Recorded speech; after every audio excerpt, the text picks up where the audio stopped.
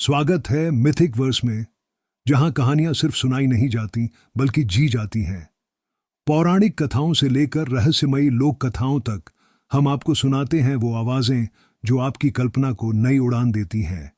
Disclaimer: यहां प्रस्तुत सभी ऑडियो बुक्स और कहानियां केवल मनोरंजन और शिक्षा के लिए हैं। मूल रचनाओं के अधिकार उनके लेखकों और प्रकाशकों के पास सुरक्षित है। हमारा उद्देश्य है कहानियों का जादू आप तक पहुंचाना।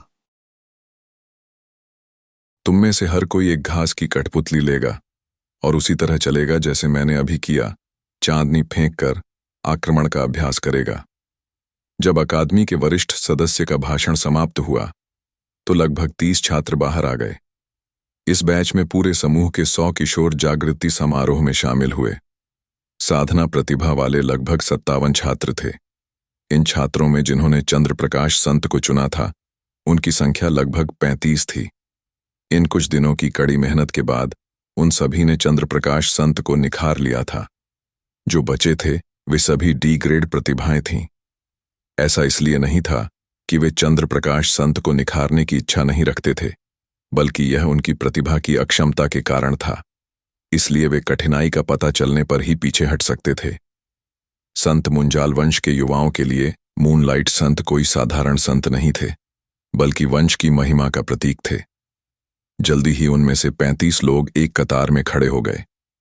हर एक आगे की ओर मुंह करके सामने की ओर घास की बनी एक कठपुतली से 10 मीटर की दूरी पर खड़ा था। अर्णव सूर्यवंशी पंक्ति के बीच में खड़े थे, लेकिन उन्होंने किसी का ध्यान अपनी ओर नहीं खींचा। अभ्यास शुरू हुआ। सभी छात्रों ने अपने दाहिने हाथ फैलाए और चांदनी के रंग को अपनी हथेली के बीचों बीच ले जाने दिया। एक एक करके नीले अर्धचंद्राकार निशान से पानी जैसी नीली रोशनी निकलने लगी और हरे तांबे का आदिम सार उसमें डाला जाने लगा। लेकिन जब उन्होंने अपनी हथेली से एक सीधा कट बनाया तो केवल 7-8 अर्धचंद्र ही निकले। इन अर्धचंद्रों में से कुछ तो बस कुछ पल के लिए ही दिखाई दिए और फिर गायब हो गए। कुछ 2-3 मीटर तक उड़े और फिर एक धमाके के साथ नीली रोशनी में विलीन हो गए। कुछ और दूर तक उड़े, लेकिन उनकी दिशा बिल्कुल बदल गई थी और वे सीधे आसमान की ओर उड़ गए। सभी युवा किशोरों ने भौहें चढ़ाईं। जब उन्होंने पहले बड़े का प्रदर्शन देखा था तो यह काफी आसान लग रहा था, लेकिन जब उन्होंने खुद अभ्यास करना शुरू किया तो उन्हें इस क्रिया में आवश्यक कौशल का एहसास हुआ। चांदनी फेंकना और उसे घास की कठपुतली पर मारना वास्तव में इतना आसान नहीं था। बड़े भाई के चेहरे पर हल्की सी मुस्कान थी जब वह यह सब देख रहा था। वह हर साल यह नजारा देखता था और उसे कोई आश्चर्य नहीं हुआ। बाकी 22 छात्र मैदान के बाहर खड़े होकर ईर्ष्या से देखते रहे।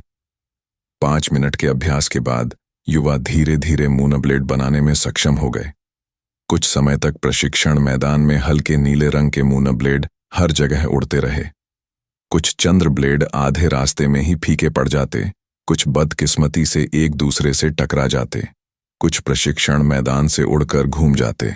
जो घास की कठपुतलियों पर लग पाते वे बस कुछ ही होते। बेशक ये सब विशुद्ध भाग्य के कारण ही होता था। अकादमी के वरिष्ठ सदस्य ने प्रत्येक व्यक्ति को व्यक्तिगत रूप से शिक्षा देना और मार्गदर्शन देना शुरू कर दिया। उन्होंने रेहान सूर्यवंशी, झुनझुनवाला, बेई और रुद्र ठाकुर और उन अन्य प्रतिभावान छात्रों पर विशेष ध्यान दिया जिनमें प्रतिभा छिपी थी। उन्होंने धैर्यपूर्वक उनकी मुद्राएं सुधारी और उन्हें अपना अनुभव सिखाया। अर्णव सूर्यवंशी जैसे सी ग्रेड के प्रतिभाशाली छात्रों के लिए उन्होंने केवल 2 वाक्य कहे। अर्णव सूर्यवंशी अपने हाथ में नीली रोशनी को संघनित करता रहा। उसने अपनी हथेली को हवा में काटते हुए कई बार हिलाया, लेकिन उसने रोशनी नहीं छोड़ी, बस दिखावा और अभिनय किया। उस समय मैदान अस्त व्यस्त था और कोई भी उस पर ध्यान केंद्रित नहीं कर रहा था। उसने अपने विचारों को एकाग्र किया और चांदनी संत पर से अपनी पकड़ ढीली कर दी। उसकी हथेली थोड़ी झुकी हुई थी, काटने जैसी क्रिया कर रही थी। ध्यान आकर्षित न करने के लिए उसने अपने सामने खड़ी अपनी घास की कठपुतली पर ध्यान केंद्रित न करके अपनी बाईं ओर खड़ी कठपुतली पर निशाना साधा। एक फुसफुसाहट के साथ एक चंद्र ब्लेड तेजी से उड़कर अराजकता के केंद्र से गुजरा, हवा में एक सीधी रेखा खींची और घास की कठपुतली के गर्दन के क्षेत्र में सटीक रूप से वार किया। घास की कठपुतली एक पल के लिए डगमगाई, उसकी गर्दन का हिस्सा चांदनी से बुरी तरह कट गया। लेकिन बहुत जल्दी कटी हुई हरी घास फिर से उगने लगी, आपस में उलझने लगी और घाव भरने लगा। बेशक यह घास की कठपुतली कोई साधारण बिजूका नहीं थी। यह एक प्रथम श्रेणी का बिजूका संत था, जिसमें स्वाभाविक रूप से खुद को ठीक करने की क्षमता थी। यदि कठपुतली को एक बार में ही आधा नहीं काट दिया जाए तो वह कुछ ही समय में सामान्य हो जाएगी। वाह, उस अर्धचंद्र को देखो, कितना बढ़िया! इसे किसने फेंका? घास की कठपुतलियों पर इस समय मून ब्लेड लगाना दुर्लभ था। अर्नव सूर्यवंशी ने तो बस यूं ही एक मून ब्लेड मार दिया। फिर भी यह अब तक का सबसे बड़ा परिणाम था। देखते ही देखते मैदान के बाहर मौजूद छात्रों ने आश्चर्य से चीखें मार दीं। अकादमी के एक वरिष्ठ छात्र का भी ध्यान गया और उन्होंने पूछा, अभी जो मून ब्लेड था वह बुरा नहीं था, क्या वह तुम्हारा था? उसने सी ग्रेड के प्रतिभाशाली छात्र की ओर प्रश्नवाचक दृष्टि से देखा, क्योंकि वह घास की कठपुतली उसके ठीक सामने थी। सबकी अचानक नजरें अपनी ओर पड़ते देख वह छात्र कुछ हतप्रभ सा महसूस करते हुए पलकें झपका रहा था। सच कहूं तो मैदान में पहले तो अफरा तफरी मची हुई थी, चांदनी उड़ रही थी, इसलिए उसे भी नहीं पता था कि उसने ही फेंकी है या नहीं। लेकिन इसे देखकर तो लगता है शायद मैं ही हूं, उस छोटे लड़के ने सोचा। फिर उसने अनजाने में सिर हिला दिया। उसके आसपास खड़े युवाओं ने तुरंत उसकी ओर प्रशंसा भरी नजरों से देखा। वह कौन है? उसका नाम क्या है? कुछ छात्राओं ने पूछा। यहां तक कि वह एक चंद्र ब्लेड भी फेंक सकता है, मुझे हारना नहीं चाहिए। संत मुंजाल झुनझुनवाला बेई की आंखों में दृढ़ संकल्प की झलक दिखाई दी। तो यह बड़े भाई ने नहीं फेंका? संत मनोज मुंजाल ने बेवजह राहत की सांस ली। चाचा चाची के समझाने पर वह पिछले वार से उबर पाया। बड़े भाई, पिछली बार आप प्रथम स्थान पर रहे थे क्योंकि आपकी किस्मत अच्छी थी। आपने एक कमजोर इरादों वाले मूनलाइट संत को चुना था। एक गुरु की साधना हमेशा भाग्य पर निर्भर नहीं रह सकती। मैं आपको जीत दिलाऊंगा। रेहान सूर्यवंशी मन ही मन खुद को खुश कर रहा था। तुमने बहुत अच्छा किया, कड़ी मेहनत करते रहो, पहले जैसी भावना को फिर से जगाओ। अकादमी के वरिष्ठ ने मुस्कुराते हुए छात्र का कंधा थपथपाया और उसे प्रोत्साहित किया। युवा लड़के ने तुरंत उत्साह दिखाया और लगातार सिर हिलाया। उसकी आंखों में एक अलग चमक दिखाई दे रही थी। बड़े ने मौके का फायदा उठाया और घोषणा की, सब सुनो, यह तुम्हारा होमवर्क होगा। कक्षा के बाद अच्छी तरह अभ्यास करो। 3 दिन बाद मैं तुम्हारे नतीजे देखूंगा। जो सबसे अच्छा प्रदर्शन करेगा उसे इनाम में 10 प्राचीन पत्थर मिलेंगे, समझे? हाँ, सभी युवा छात्र जोर से चिल्लाए। जब उन्होंने आदिम पत्थर के इनाम के बारे में सुना तो वे और भी ज्यादा उत्साहित हो गए। हालांकि केवल 3 मिनट बाद हवा में उड़ने वाले चंद्र ब्लेड धीरे धीरे पतले होने लगे। अरे, हर एक मूना ब्लेड आदिम सार का 10% हिस्सा लेता है। मूना ब्लेड की खपत बहुत ज्यादा है। मैं तो बस एक सी ग्रेड का टैलेंट हूं। मेरा एपर्चर सिर्फ 28% हरा कॉपर प्राइमवल एसेंस ही रख सकता है। मैं सिर्फ 3 मूना ब्लेड ही फेंक सकता हूं। जो लोग रुके थे वे सब आहें भर रहे थे। अकादमी के वरिष्ठ अधिकारी सब कुछ देखकर शांत थे, लेकिन उनके मन में आह भरी। यही तो उच्च साधना प्रतिभा वाले लोगों का लाभ है। चंद्रभाल की भाषा में कहें तो यह केवल 3 शब्द हैं, अभ्यास से सिद्ध होती है। उच्च कोटि की प्रतिभा वाले लोग अपने छिद्रों में अधिक आदिम सत्व धारण कर पाते हैं और उनकी पुनर्प्राप्ति दर तेज होती है, इसलिए उनके पास अभ्यास के अधिक अवसर होते हैं। कमजोर प्रतिभा वाले लोग भी इसकी पूर्ति के लिए आदिम रत्नों का उपयोग कर सकते हैं, जिससे अभ्यासों की संख्या बढ़ जाती है। लेकिन जिनकी प्रतिभा कम है और जिनके पास आदिम रत्न नहीं है, भले ही उनमें अभ्यास करने का मन हो, फिर भी वे शक्तिहीन होंगे। हाय, संत गुरु की साधना प्रक्रिया कितनी क्रूर है। उन उच्च कोटि की प्रतिभा वाले छात्रों का ध्यान रखना चाहिए।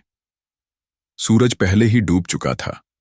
सूर्यास्त की चमक अभी भी आसमान में जल रही थी। दूर दूर तक फैले पहाड़ धूसर राख की मोटी परत से ढके हुए थे, जो धीरे धीरे काली होती जा रही थी। अकादमी में एक दिन की कक्षा समाप्त हो गई। छात्र 2-2, 3-3 के समूहों में अकादमी से बाहर निकले। मैं आज बहुत खुश हूं, मैंने बहुत कुछ सीखा, खासकर यह कि मुझे मूनलाइट सैंड का इस्तेमाल कैसे करना है। जिस तरह से मूनब्लेड हवा में उड़ता है वह बहुत अच्छा लगता है। यह बहुत बुरा है कि मेरी प्रतिभा पर्याप्त नहीं है, इसलिए भविष्य में मैं केवल एक लॉजिस्टिक्स संत मास्टर ही रहूंगा। मैं युद्ध के मैदान में नहीं जा पाऊंगा। युवा किशोर खुशी खुशी बातें करने लगे। उनमें से कुछ ने अपने दोस्तों को बुलाया। चलो खाना खाते हैं, हम चावल की शराब भी पी सकते हैं, तुम क्या सोचते हो? जरूर यह कोई बुरा सुझाव नहीं है। पहले तुम लोग जाओ, मुझे अकादमी के संत कक्ष के बगल वाली दुकान से एक घास की कठपुतली खरीदनी है। घर पर इससे अभ्यास करना आसान रहेगा। अर्नव सूर्यवंशी अकेले ही संत कक्ष में गए। अकादमी के संत कक्ष में कई रैंक 1 संत कीड़े रखे हुए थे। कई प्रकार और विविधताएं थीं और अर्नव सूर्यवंशी का मूनलाइट संत अंदर से खुलेआम ले जाया जाता था। कभी कभी छात्रों को एक संत कीड़ा चुनने का मुफ्त मौका मिलता था। अगर कोई अतिरिक्त संत लेना चाहता था तो उसे पैसे देने पड़ते थे। इस छोटी सी अवधि में अर्नव सूर्यवंशी को किसी और संत को परिष्कृत करने की कोई इच्छा नहीं हुई। वह संत कक्ष के बगल वाली इमारत में चला गया। वह एक छोटी सी दुकान थी। दुकान में 7 छात्र थे, जिनमें से प्रत्येक घास की कठपुतलियां खरीदने के लिए दुकान के मालिक से काउंटर पर बातचीत कर रहा था। तुम हो जूनियर। दुकान की जिम्मेदारी संभाल रहे रैंक 1 संत मास्टर की उम्र 20 साल के आसपास थी। जब उन्होंने अर्नव सूर्यवंशी को देखा तो ग्राहकों से मोल भाव करते हुए उन्होंने सहजता से उनका अभिवादन किया। अर्नव सूर्यवंशी यह जानकर हैरान रह गए कि यह संत मास्टर प्रीति चोपड़ा थीं। सराय में शिकारियों को सबक सिखाने वाली युवा संत मास्टर ही थीं। आह, यह आप हैं सीनियर। अर्नव सूर्यवंशी ने अपना सिर हिलाया। उसका चेहरा भावहीन था। प्रीति चोपड़ा ने अपने पीछे काउंटर से एक घास की कठपुतली निकाली और उसे खरीदने वाले छात्र की ओर बढ़ा दिया। साथ ही उन्होंने अर्नव सूर्यवंशी को एक दोस्ताना मुस्कान दी और पूछा, क्या छोटा भाई भी यहां घास की कठपुतली खरीदने आया था? अगर तुम चाहते हो कि मैं तुम्हारे लिए एक कठपुतली छोड़ दूं, तो तुम्हें बस 3 प्राचीन पत्थरों के टुकड़े चाहिए। ये चीजें बहुत तेजी से बिकती हैं। अभी सिर्फ 7 ही बचे हैं। अगर तुम और इंतजार करोगे तो स्टॉक ही नहीं बचेगा। प्रीति चोपड़ा का मनुष्यों के प्रति रवैया अहंकारी था, लेकिन अर्नव सूर्यवंशी जैसे लोगों के प्रति वह बहुत दयालु और ईमानदार थे। अर्नव सूर्यवंशी ने सिर हिलाया और मन ही मन हंसते हुए सोचा, यह प्रीति चोपड़ा सच में धंधा करना जानती है। घास की कठपुतलियां बिजू संत से बनाई गई थीं। इसमें डाला गया आदिम सार भी शामिल करने के बाद भी अंतिम लागत 1.5 आदिम पत्थर से ज्यादा नहीं होनी चाहिए। वरिष्ठ, ये ठीक नहीं है। पहले आओ, पहले पांव की नीति होनी चाहिए। उसके लिए कुछ क्यों छोड़ा जाए? हाँ, हम सब जल्दी आ गए। अगर आपको बिजनेस करना है तो आपको नियम पता होने चाहिए। 3 टुकड़े होंगे यहां। आदिम पत्थर हैं। मुझे एक घास की कठपुतली दो। दुकान में मौजूद सभी युवा जब यह सुनकर चिंतित हो गए कि दुकान में केवल 7 कठपुतलियां बची हैं, तो उन्होंने मोल भाव करना छोड़ दिया और उसे खरीदने के लिए अपने पत्थर निकाल लिए। बहुत जल्दी ही 7 संतुष्ट किशोर बाहर चले आए। क्या मेरा जूनियर घास की कठपुतली खरीदना चाहता है? प्रीति चोपड़ा ने हंसते हुए पूछा।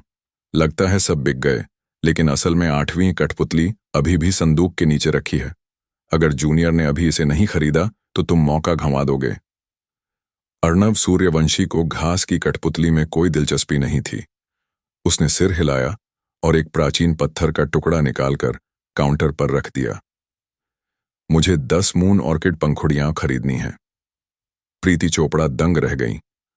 उन्होंने अर्नव सूर्यवंशी की आंखों में गहराई से देखा, उस प्राचीन पत्थर को हटाया और काउंटर की दराज खोली। फिर उन्होंने एक कागज का थैला निकाला और कहा, मून ऑर्किड फूल की पंखुड़ियों के 10 टुकड़े, एक भी कम नहीं। प्लीज पक्का कर लीजिए। अर्नव सूर्यवंशी ने मौके पर ही सामान की जांच की और कोई गड़बड़ी नहीं पाई। आखिरकार वह छोटी सी दुकान से चले गए। संत को भोजन कराना होगा। एक संत गुरु संत को परिष्कृत करता है, संत का उपयोग करता है और साथ ही संत को बढ़ाने की भी आवश्यकता होती है। संत को परिष्कृत करना कठिन है। इसमें पलटवार का खतरा रहता है। संत का उपयोग आसान नहीं है। इसके लिए बहुत अभ्यास की जरूरत होती है। संत पालने का ज्ञान और भी व्यापक और गहन है, क्योंकि संत कीड़े कई तरह के होते हैं और उनका भोजन बेहद अजीब होता है। कुछ को मिट्टी निगलने की जरूरत होती है, कुछ को तारों की रोशनी, कुछ को आंसू और कुछ को नौ आसमानों के बादलों और हवा से पोषण मिलता है। उदाहरण के लिए अर्णव सूर्यवंशी के वर्तमान 3 संतों को ही लें तो चंद्र प्रकाश संत को चंद्र आर्किड की पंखुड़ियों की दिन में 2 बार जरूरत होती है। सुबह और रात में 1 बार हर भोजन में फूलों की 2 पंखुड़ियां। वहीं मदिरा के कीड़े को शराब पीने की जरूरत होती है। हरे बांस की शराब का 1 जार उसे 4 दिन तक टिका सकता है। जहां तक वसंत और पतझड़ के सिकाड़ा की बात है तो यह और भी अनोखा है, क्योंकि यह सीधे समय की नदी से पानी पीता है, जिससे इसकी जीवन शक्ति बनी रहती है। समय की नदी इस संसार के प्रवाह को थामे हुए है। यह आकाश में कहीं दूर नहीं, बल्कि बहुत निकट है, हर व्यक्ति के साथ बह रही है। हर जीव की हर गतिविधि के लिए समय के धक्के की आवश्यकता होती है। समय बहते पानी की तरह है, तेजी से आगे की ओर बहता हुआ। समय की नदी अदृश्य और रंगहीन है, जबकि वास्तव में सभी जीव जंतु समय की नदी के जल में जीवित और जीवित हैं। मून ऑर्किड की पंखुड़ियों का थैला खरीदने के बाद अर्णव सूर्यवंशी हरी बांस की शराब खरीदने सराय में गया। शराब का कीड़ा कुछ मैली शराब या चावल की शराब भी पीकर जिंदा रह सकता था। हालांकि इस तरह की घटिया शराब के साथ उसे पीने की जरूरत बढ़ जाएगी और उसे रोजाना कई जार की जरूरत पड़ेगी। हिसाब किताब करने के बाद अर्णव सूर्यवंशी ने तय किया कि सीधे हरी बांस की शराब खरीदना बेहतर होगा। यह न केवल घटिया शराब खरीदने से ज्यादा फायदेमंद होगी, बल्कि इससे शक भी नहीं होगा। युवा साहब आप आ गए। सराय के कर्मचारी अर्णव सूर्यवंशी को पहले से ही जानते थे।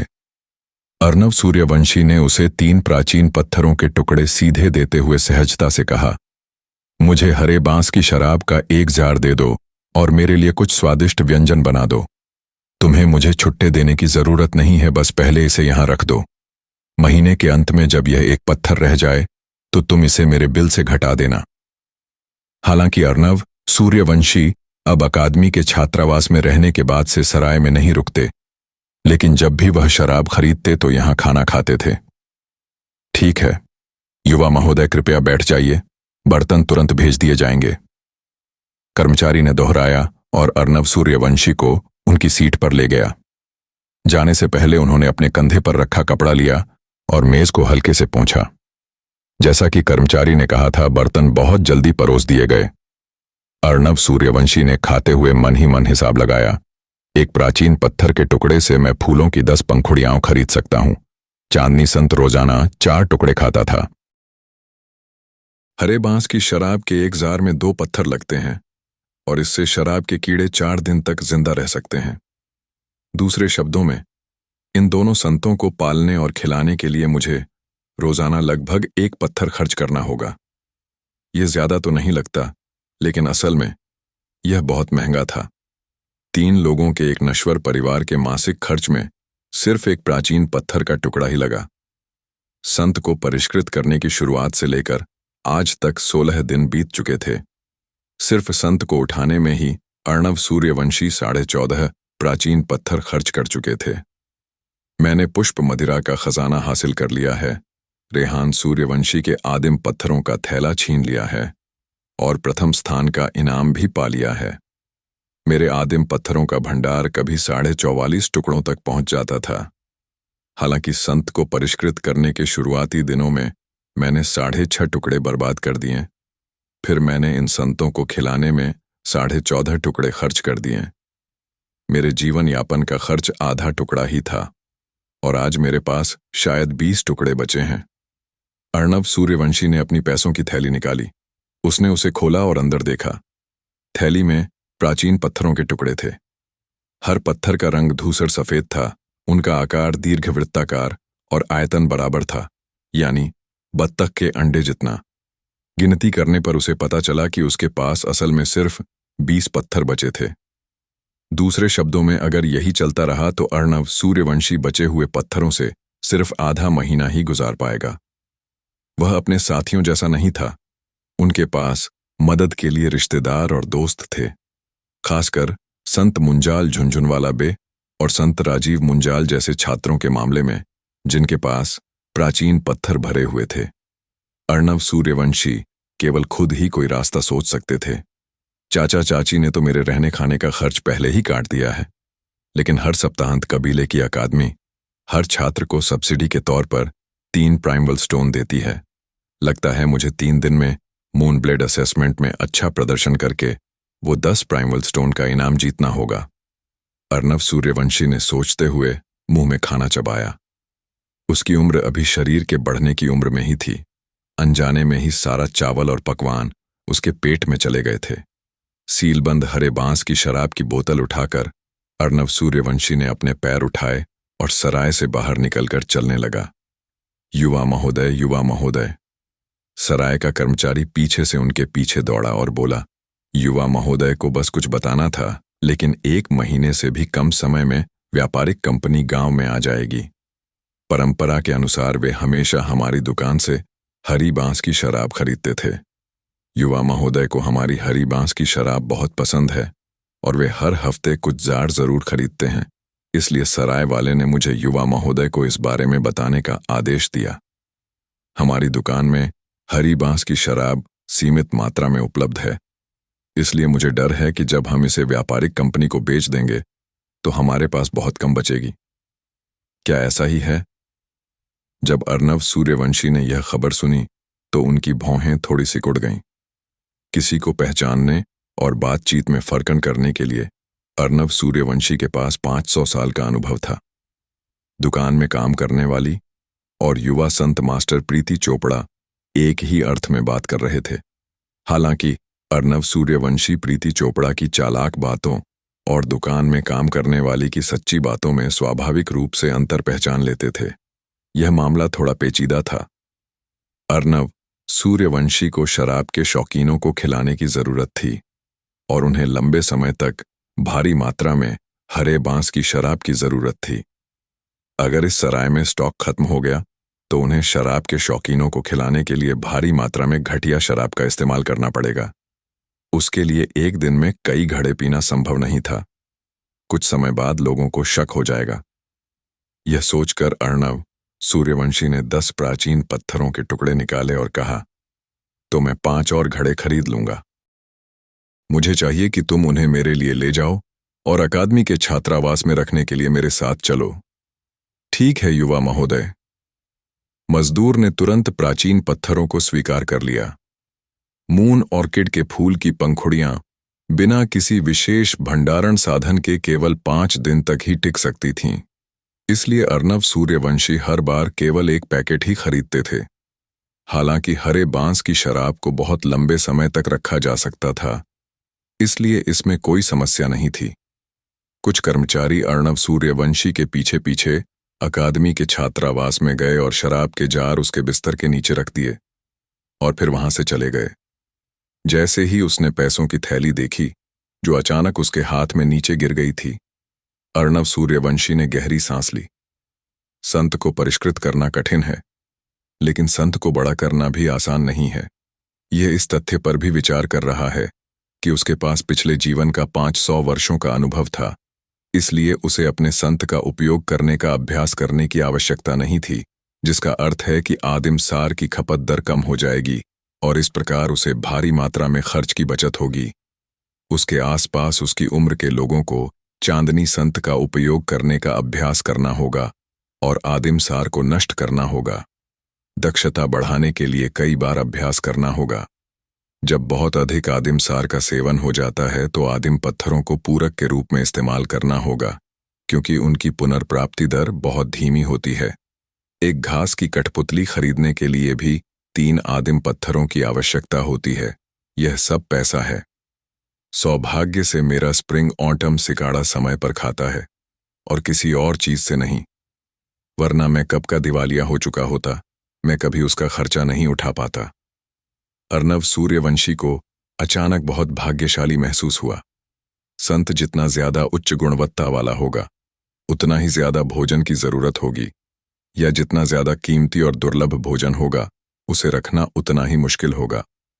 एक सामान्य स्तर 2 रैंक के संत कृमि की कीमत एक दिन में लगभग 1 से 2 प्राचीन पत्थरों के बराबर होगी। अगर खाना खरीदने लायक हो तो बहुत अच्छा है। कुछ लोगों को ऐसे खाने की जरूरत थी जो मिलना मुश्किल था, और कुछ तो बाजार में मिलते भी नहीं थे। जैसे वसंत पतझड़ सिकाड़ा का भोजन स्वयं समय होता है, वैसे ही यह वास्तव में उससे भी ज्यादा कीमती था। आखिरकार एक कहावत तो है, 1 इंच सोना 1 इंच समय नहीं खरीद सकता। चाहे आपके पास कितना भी पैसा हो, क्या आप समय खरीद सकते हैं? आप नहीं कर सकते। सिद्धांततः एक संत गुरु असीमित मात्रा में संत का शोधन कर सकता है। जब तक आप उसे परिष्कृत कर सकते हैं, चाहे 10, 100 या 1000 कीड़े हों, यह संभव है। आप जितने चाहें उतने संत का शोधन कर सकते हैं, लेकिन वास्तव में एक संत गुरु के पास सामान्यतः केवल 4-5 संत ही होते थे। क्यों? इसका सबसे बड़ा कारण यह है कि इसे वहन करना कठिन है। कीड़े की श्रेणी जितनी ऊंची होती, उसे पालना और खिलाना उतना ही महंगा होता। अक्सर इससे संत गुरुओं को बहुत सी मुश्किलें होती थीं, जिससे उन्हें लगातार सिरदर्द बना रहता था। दूसरा कारण था उपयोग में असमर्थ होना। मूनलाइट संत का उपयोग करके एक भी मूनब्लेड हमला करने के लिए किसी को 10% प्राइमल एसेंस का उपयोग करना होगा।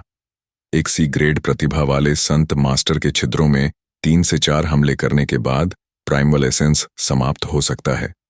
इतने सारे संत पैदा करने के बाद यदि उनका उपयोग ही न किया जा सके तो क्या यह व्यर्थ नहीं होगा? इस प्रकार संत मास्टर की साधना में एक कहावत प्रचलित थी, संत को पालना एक मालकिन को पालने के समान है। रखैल रखने के लिए आपको भोजन, कपड़े, मकान आदि खरीदने की आवश्यकता होगी। यह बहुत महंगा है, और आपके पास जितनी अधिक रखैल होगी यह उतना ही महंगा होगा। एक सामान्य आदमी इसे वहन नहीं कर सकता। इतने सारे पौधे रखने पर भी मनुष्य की ऊर्जा सीमित होती है। वह उन सब का उपयोग नहीं कर सकता। क्या आप उन्हें सिर्फ देखने के लिए उठाएंगे? जैसे जैसे संत गुरु का पद बढ़ता है, संत कृमि का भोजन स्तर भी बढ़ता है। इसलिए कृपया यह न सोचें कि एक संत गुरु के पास परिष्कृत संतों की संख्या की कोई सीमा नहीं होती। आमतौर पर एक संत गुरु अपने स्तर के केवल 4-5 संत ही रखता है। यदि संतों की संख्या बढ़ा दी जाए तो संत मास्टर दिवालिया हो जाएंगे। 3 दिन बाद अपने शरीर को नीचे झुकाकर चकमा देना उड़ती हुई मुट्ठियों से बचने का यही सामान्य तरीका है। जब आपका दुश्मन आकर आप पर हमला करे तो तुरंत नीचे बैठ जाए और साथ ही पलटवार करते हुए उसकी जांघों और पेट पर वार करें। लहराती मुट्ठियों से डरें नहीं। आमतौर पर जो लोग आते ही मुट्ठियां भांजने लगते हैं वे दिमाग से कमजोर, आवेगशील और जल्दबाज होते हैं।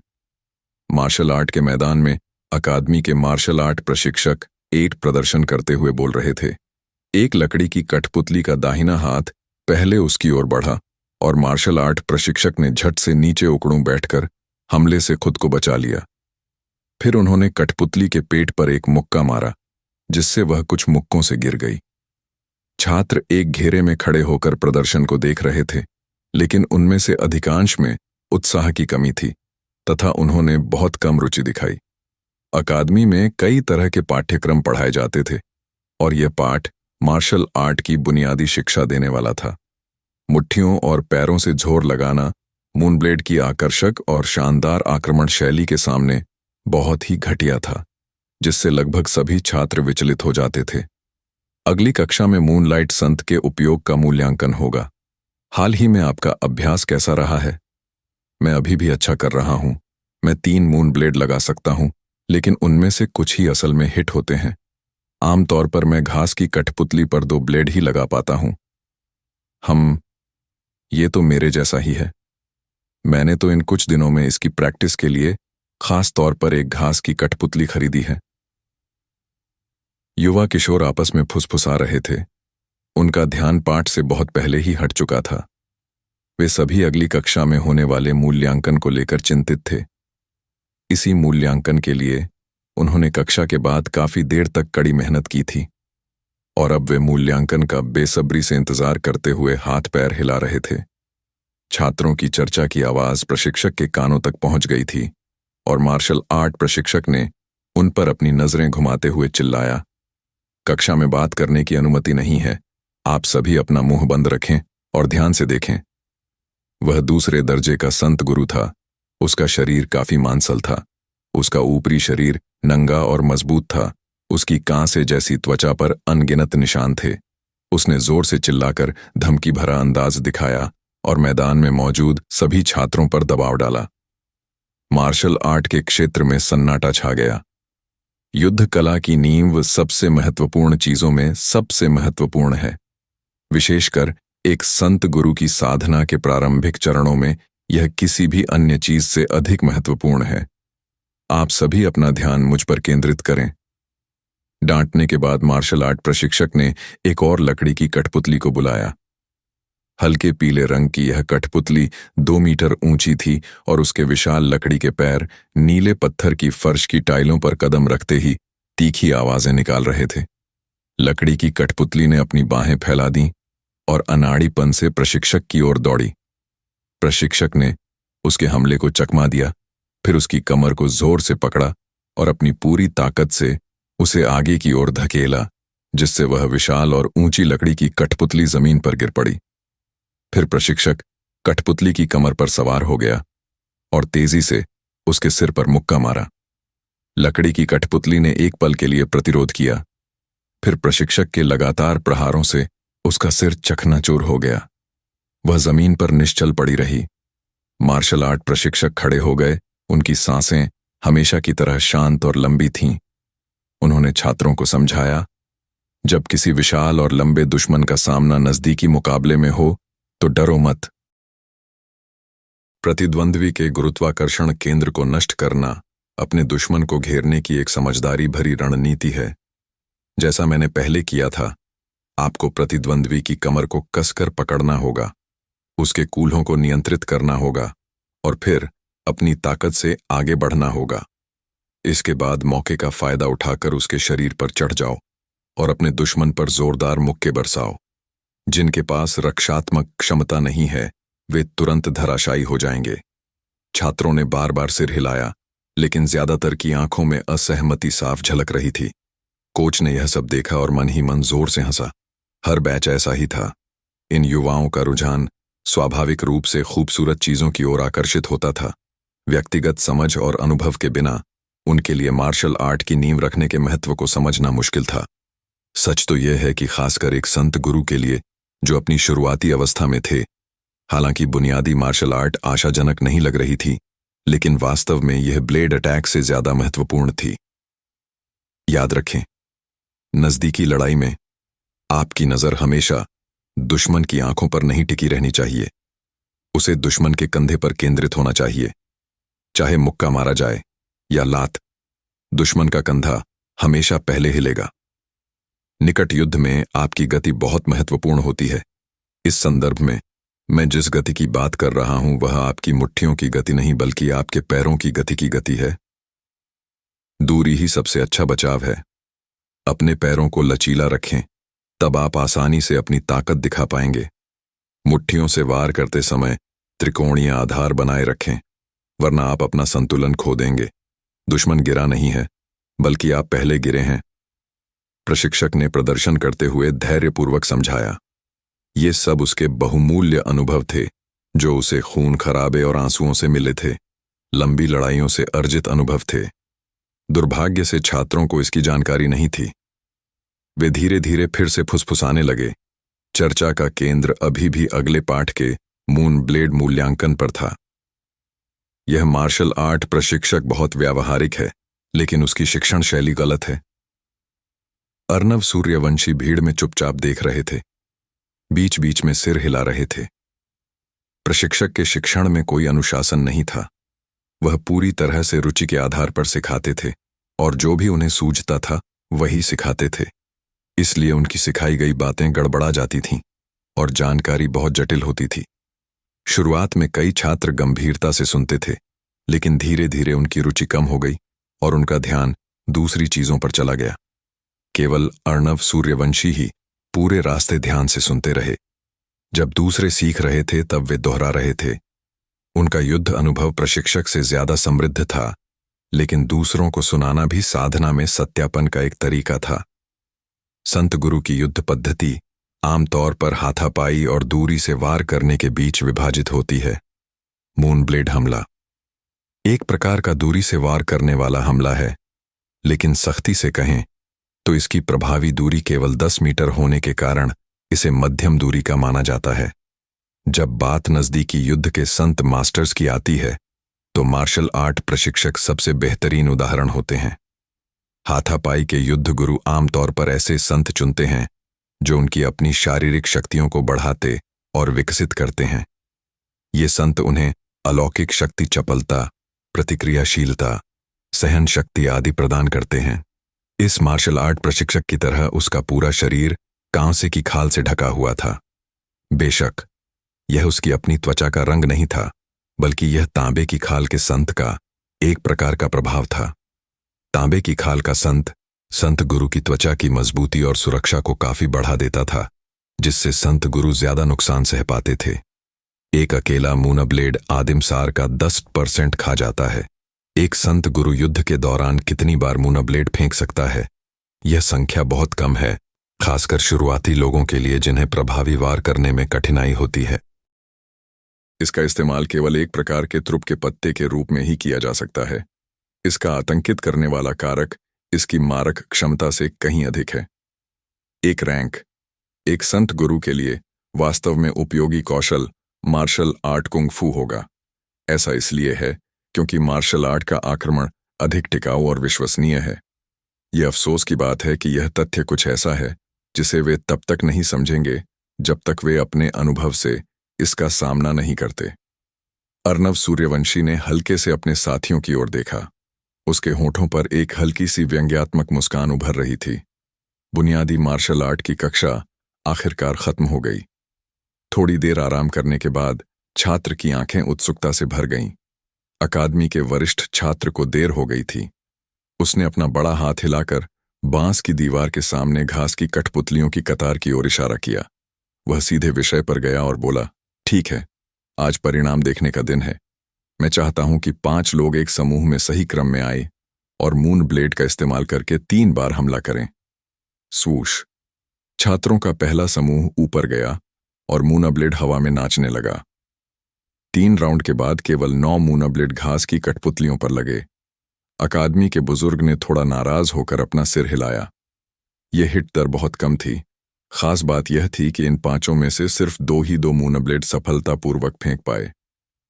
इसके बाद तुम सब ठीक से अभ्यास करो, खासकर तुम और तुम। बड़े ने एक छोटे से वाक्य में डांटा। फिर उसने अपना बड़ा हाथ हिलाया और कहा, अगला समूह। जिन 2 लोगों को डांटा गया था वे निराश होकर मैदान से बाहर चले गए। उनमें से एक लड़की थी। उसकी आंखें थोड़ी लाल थीं और उसका दिल दुखी था। वह केवल C ग्रेड की प्रतिभा थी, फिर भी वह अपने आदिम सार को जल्दी से पुनः प्राप्त करने के लिए आदिम पत्थरों का उपयोग नहीं कर सकती थी। इस प्रकार इन 3 दिनों में उसने बहुत कम अभ्यास किया, जिसके परिणाम स्वरूप वह चंद्र ब्लेड को अकुशलता से फेंक पाई।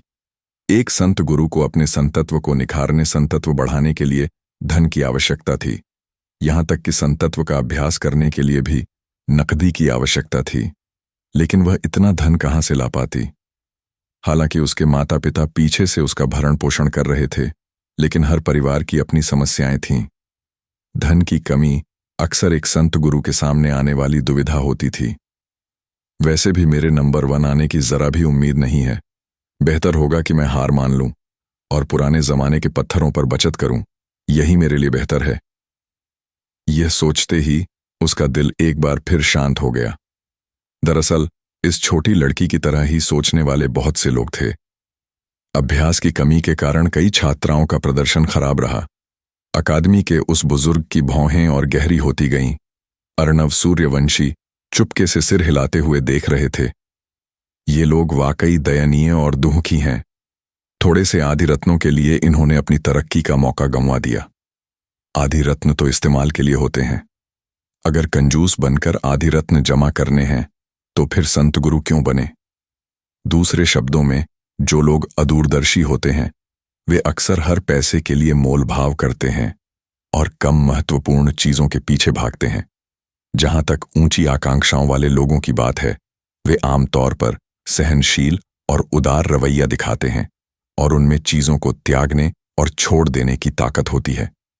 आखिरकार मेरी बारी आ ही गई। इस क्षण संत मुंजाल झुनझुनवाला बेई के घोड़े जैसे चेहरे पर आत्मविश्वास भरी मुस्कान आ गई और वे मैदान की ओर चल पड़े। उनका कद गठीला था और एक भयंकर और प्रबल आभा बिखेर रहा था। स्थिर खड़े होकर उन्होंने हाथ उठाया और 3 चंद्र फलक फेंके। तीनों ही लग गए।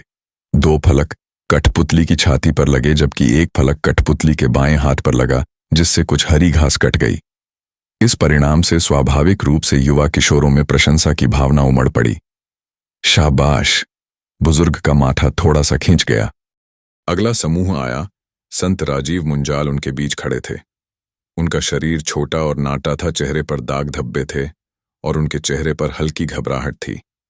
उसने लगातार 3 चंद्र ब्लेड छोड़े और तीनों ही कठपुतली की छाती पर लगे, जिससे 3 गुंथे हुए निशान उभर आए। निशान गहरे से उथले हो गए और कठपुतली की आत्मचिकित्सा क्षमता के कारण कुछ सांसों के बाद अपने मूल रूप में वापस आ गए। हालांकि यह परिणाम पहले से ही संत मुंजाल झुनझुनवाला बेई के परिणाम से जुड़ा हुआ था और इसे बड़े से प्रशंसा भी मिली। रुद्र ठाकुर ने मैदान से बाहर जाते समय अपना सिर ऊंचा किया। रास्ते में झुनझुनवाला बेई की आंखों में चुनौती भरी निगाहों से देखते रहे। हम खेत के नीचे संत मुंजाल झुनझुनवाला बेई ने ठंडी सांस ली, लेकिन उन्होंने रुद्र ठाकुर की घूरती नजर का जवाब नहीं दिया। इसके बजाय वे संत मनोज मुंजाल को देखते रहे, जो अभी तक ऊपर नहीं गए थे। उसका दिल साफ जानता था कि असली खतरा सिर्फ संत राजीव मुंजाल और संत मनोज मुंजाल ही थे। पहले वाले भी उसके जैसे ही थे, बी ग्रेड के प्रतिभाशाली, लेकिन उनके पास भी प्राइमवल स्टोन्स की निरंतर आपूर्ति थी। बाद वाला ए ग्रेड का प्रतिभाशाली था, जबकि रेहान सूर्यवंशी के पास उनके जितने प्राइमवल स्टोन्स नहीं थे, लेकिन अपनी ग्रेड प्रतिभा के बल पर, अपनी स्वाभाविक रिकवरी स्पीड पर भरोसा करके वह भी कम समय में बहुत अभ्यास कर सकता था। अभी संत राजीव मुंजाल के नतीजे सामने आए हैं, जिसमें झुनझुनवाला बेई से बराबरी दिखाई गई है और केवल संत मनोज मुंजाल ही बचे हैं। अंतिम कुछ समूहों में संत मनोज मुंजाल अंततः मंच पर आए। 1 क्वान ज्याओ, चीनी मुक्केबाजी। लेकिन मैं इसका अनुवाद मार्शल आर्ट के रूप में कर रहा हूं, क्योंकि पहली बात तो यह कि मुझे यकीन नहीं है कि यहाँ चीनी सही शब्द है। ये जमीन असल में चीन नहीं है और उनकी भाषा भी चीनी नहीं है, और यहाँ चीनी मुक्केबाजी लिखना भी बेमेल लगता है। क्या वह अर्नव सूर्यवंशी है या रेहान सूर्यवंशी? कुछ छात्र बुदबुदा रहे थे। अभी भी कुछ लोग थे जो अर्नव सूर्यवंशी और रेहान सूर्यवंशी, 2 जुड़वां भाइयों के बीच अंतर नहीं कर पा रहे थे। यह रेहान सूर्यवंशी है। अर्नव सूर्यवंशी हमेशा ठंडे चेहरे वाला चेहरा बनाए रखता है, वह कभी तनावग्रस्त नहीं दिखता, किसी ने जवाब दिया।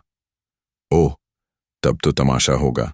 रेहान सूर्यवंशी पिछले 3 सालों में हमारे गांव का इकलौता ए ग्रेड टैलेंट है। भीड़ की नजरें मैदान पर टिकी थीं। रेहान सूर्यवंशी अपनी ओर घूरती निगाहों के बीच दबाव महसूस कर सकते थे और इससे वह और भी घबरा गए। मंच पर खड़े होकर उनकी उंगलियां हल्की हल्की कांप रही थीं। उसने अपना पहला चंद्र ब्लेड फेंका, जिसका उद्देश्य घास की कठपुतली की छाती पर निशाना लगाना था, लेकिन तनाव के कारण वह चूक गया। अंततः चंद्र ब्लेड घास की कठपुतली की गर्दन पर जा लगा। युवा किशोरों ने तुरंत ही हल्के आश्चर्य से आवाज निकाली।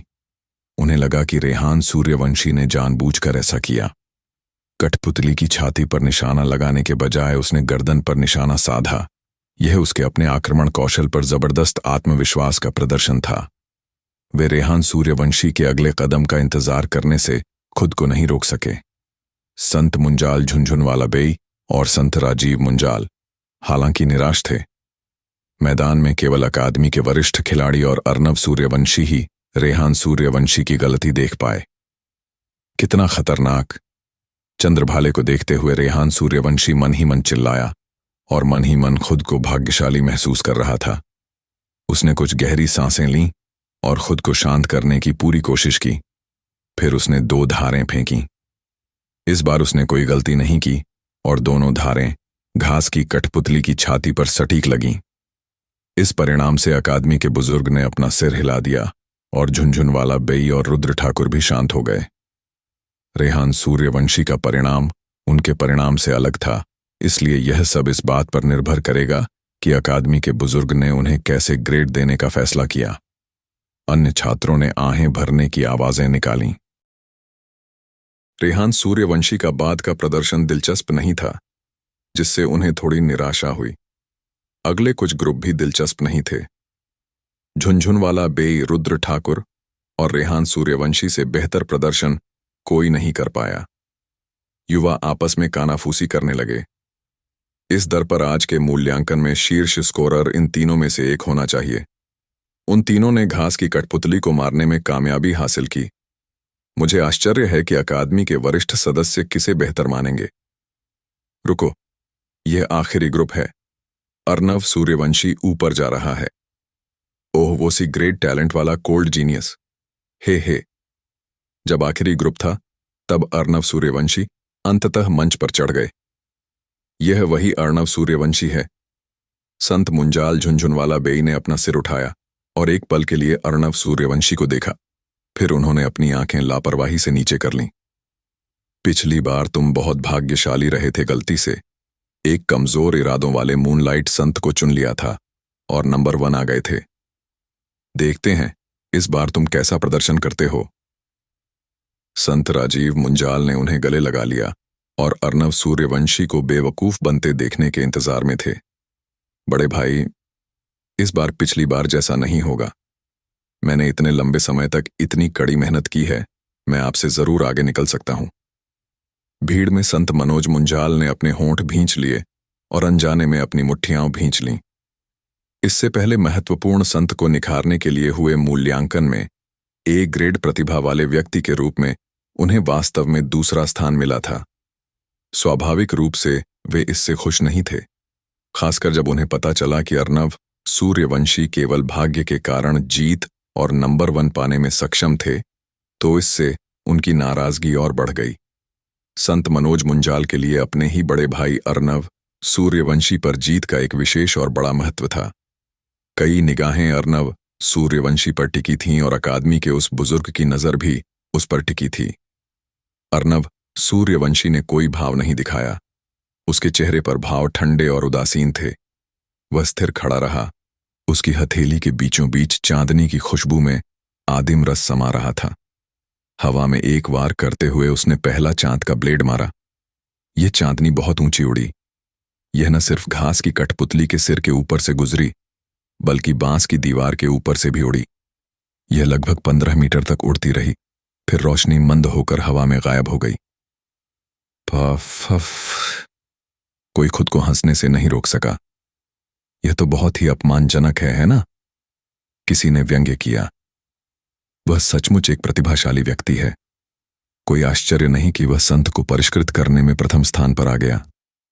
एक और ने व्यंग्यात्मक लहजे में कहा, शुरुआती वर्षों में जब अर्नव सूर्यवंशी ने कविता रची और प्रारंभिक बुद्धिमत्ता दिखाई, तो इन लोगों में असंतोष की भावनाएं पहले से ही थीं।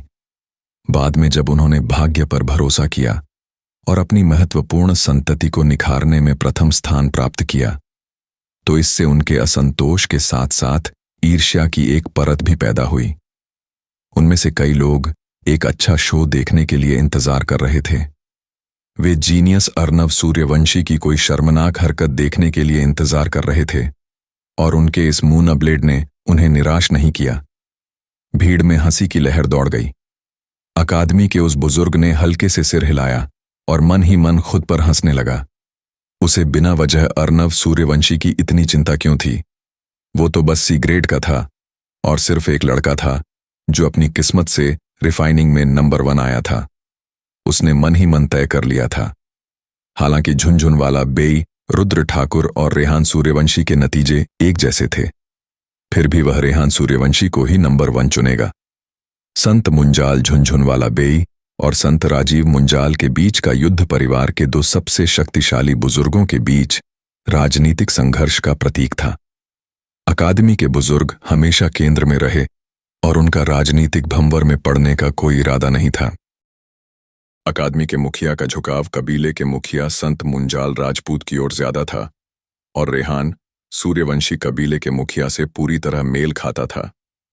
इसमें यह भी जोड़ दीजिए कि उनमें ए ग्रेड की प्रतिभा थी, इसलिए उन्हें नंबर 1 चुनना उनके प्रति पक्षपातपूर्ण रवैया दिखाने जैसा था, और यह बात कबीले के उच्च अधिकारियों को स्वीकार थी। बसंत की गर्म हवा बह रही थी, फूलों की खुशबू प्रशिक्षण मैदान में फैल रही थी। सूरज की रोशनी अर्णव सूर्यवंशी के शरीर पर पड़ रही थी, जिससे जमीन पर एक अकेली काली परछाई फैल रही थी। 10 मीटर दूर घास की कठपुतली को चुपचाप देखते हुए उसका चेहरा अभी भी ठंडा था। उसकी हथेली में रखा चांदनी का ब्लेड एक हल्की नीली रोशनी दे रहा था। बेशक उसने जानबूझकर पहले मून ब्लेड को रास्ते से भटका दिया था। अभी उसके पास कार्रवाई करने के सिर्फ 2 ही मौके बचे थे। अकादमी के सीनियर की स्थिति को देखते हुए नंबर 1 बनने के लिए उसे अगले 2 हमलों में ऐसा नतीजा निकालना होगा जो सबकी उम्मीदों से बढ़कर हो। हमला करने के सिर्फ 2 मौके बचे हैं, यह नामुमकिन है। बड़े भाई, आखिरकार मैंने तुम्हें हरा ही दिया। संत मनोज मुंजाल की आंखें अर्णव सूर्यवंशी को घूरते हुए नहीं झपकीं। बचपन से लेकर बुढ़ापे तक बड़े भाई ने उन पर जो जीवन का साया डाला था, वह इस पल धीरे धीरे छूट गया। रेहान सूर्यवंशी को जीत का एहसास बहुत नजदीक आ रहा था। उसकी दोनों मुट्ठियां अनजाने में ही कसी हुई थीं। उसका पूरा शरीर इतने उत्साह से भरा हुआ था कि वह थोड़ा कांप उठा। बड़े भाई, इस बार मेरी जीत तो बस एक शुरुआत है। आगे मैं तुम्हें बार बार तब तक जीतता रहूंगा जब तक कि मेरे दिल के सारे साए दूर न हो जाएं। मैं अपने परिवार के सामने एक ए ग्रेड के प्रतिभाशाली व्यक्ति की उत्कृष्टता साबित करूंगा। रेहान सूर्यवंशी ने मन ही मन खुद से कहा। लेकिन ठीक इसी समय अर्णव सूर्यवंशी ने कुछ किया। उसकी दाहिनी हथेली चाकू की तरह शून्य को चीर रही थी।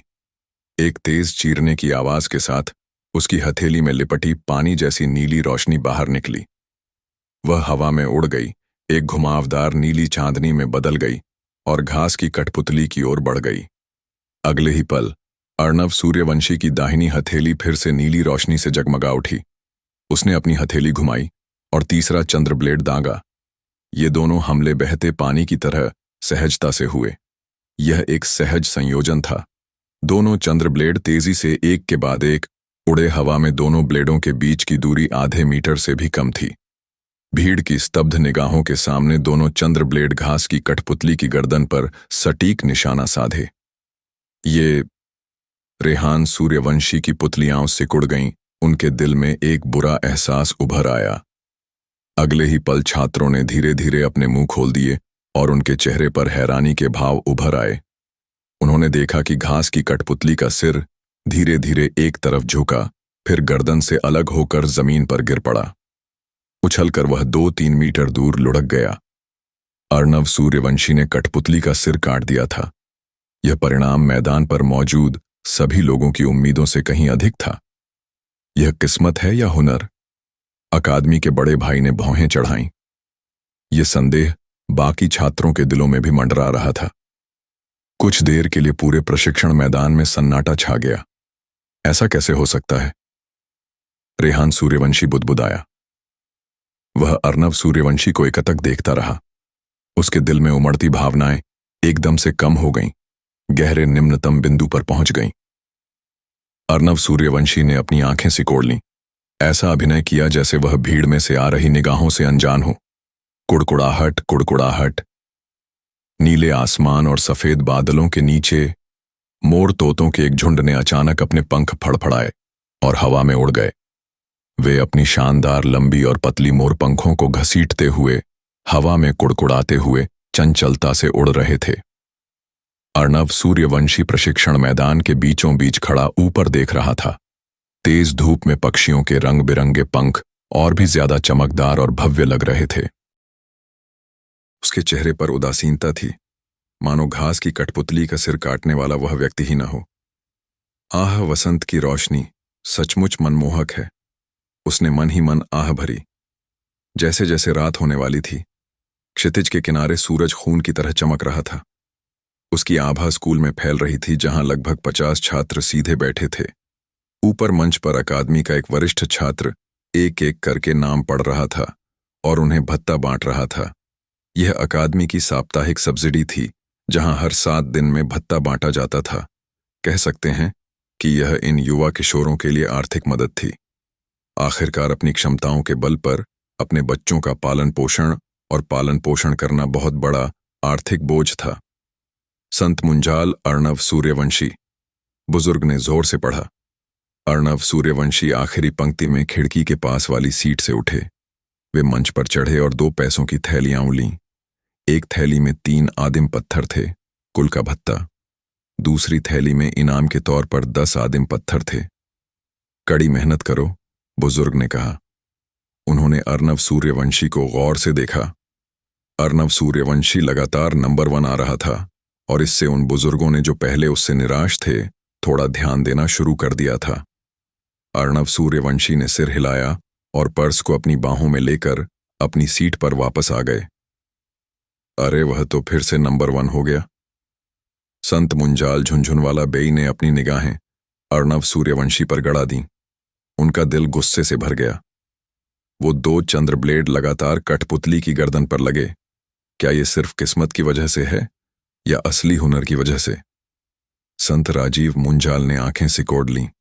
मूल्यांकन खत्म होने के बाद से अब तक यही सवाल उनके मन में घूम रहा था। सिर्फ वही नहीं, कई छात्र अनजाने में ही अर्णव सूर्यवंशी की ओर नजरें गड़ाए हुए थे।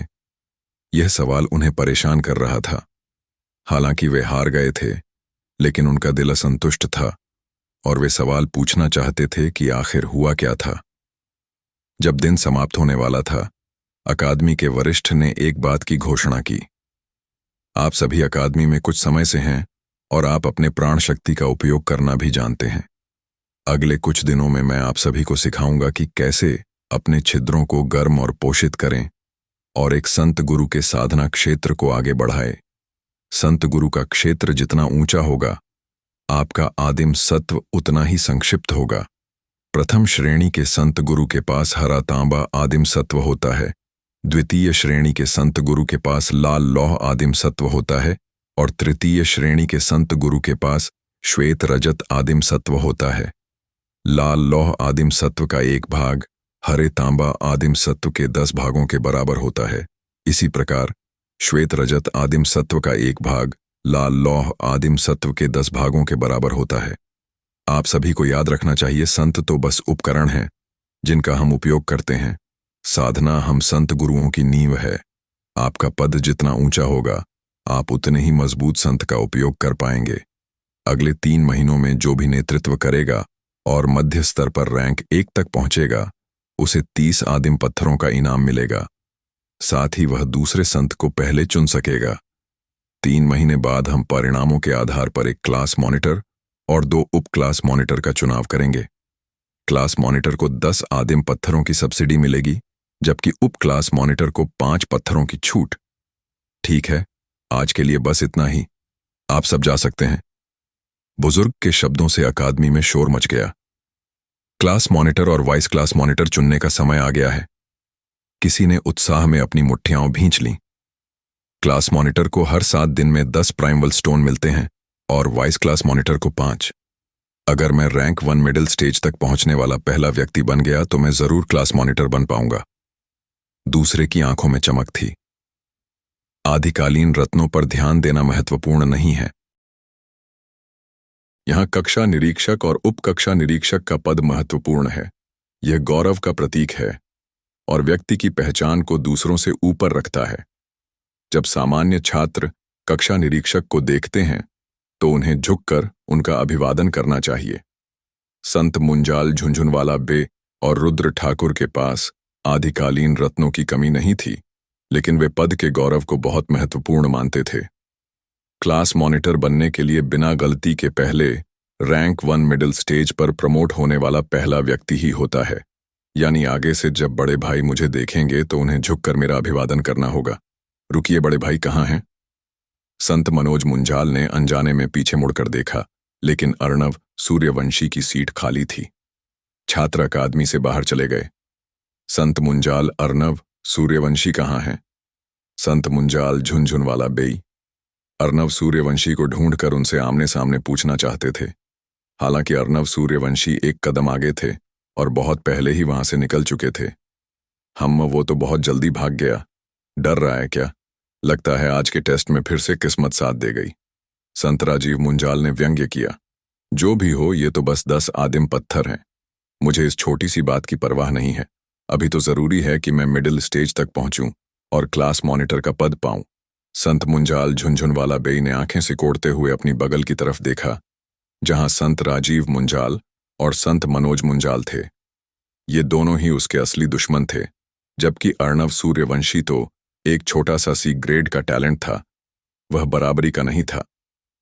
पहले 2 बार अर्णव सूर्यवंशी भाग्यशाली रहे और उन्हें पहला नंबर मिला, लेकिन इस बार साधना परीक्षा है और ध्यान साधना की प्रतिभा पर है।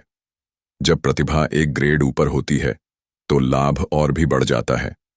संत राजीव मुंजाल ने मन ही मन उदास होकर सोचा, उनकी असली प्रतिभा तो सिर्फ सी ग्रेड की थी। सिर्फ नकल की वजह से ही उन्हें बी ग्रेड का भ्रम हुआ था। सिर्फ एक क्लास मॉनिटर और 2 वाइस क्लास मॉनिटर के पदों ने ही उनकी मुट्ठियां खुजलाने पर मजबूर कर दिया है। इस उम्र में भी कितने जिद्दी और भोले हैं ये लोग। अर्णव सूर्यवंशी ने अकादमी के दरवाजे पर झुकते हुए व्यंग्य किया। तथाकथित महिमा तो बस एक मूल्यवान साधन थी, जिसका इस्तेमाल उच्च स्तर के लोग अपने से नीचे वालों को प्रेरित करने के लिए करते थे। अंततः यह बस एक भ्रामक महिमा की परत थी, बेकार। अपने 500 वर्षों के अनुभव से अर्णव सूर्यवंशी को जीवन के कुछ रहस्यों को समझने में मदद मिली। चाहे वह कुल हो, संप्रदाय हो या राक्षसी समूह, चाहे यह संसार हो या पृथ्वी, सभी संगठन ऐसे ही होते हैं। ऊंचे और निचले पद स्थापित होते हैं, जिससे पदोन्नति का नियम स्पष्ट होता है, जिससे संगठन के लोग नीचे से बिना रुके ऊपर चढ़ते हैं।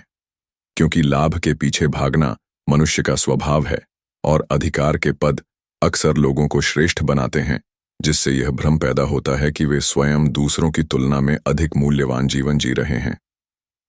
सत्ता गधे के सामने लटकी गाजर की तरह है। इससे मनुष्य की इच्छाएं उत्तेजित होती हैं और उनमें से प्रत्येक अपने निजी लाभ के लिए किसी अधिकार प्राप्त व्यक्ति से मदद लेता है।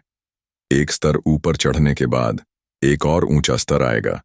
जब वे निजी लाभ के लिए कृपालुता में व्यस्त होते हैं तो उनकी मेहनत उनसे निचोड़ ली जाती है और उच्च पदस्थ लोग उनके मूल्य का शोषण करते हैं। हर संगठन में जब तक एक आदेश श्रृंखला होती है, उसका उद्देश्य उच्च पदों पर बैठे लोगों की सेवा करना होता है।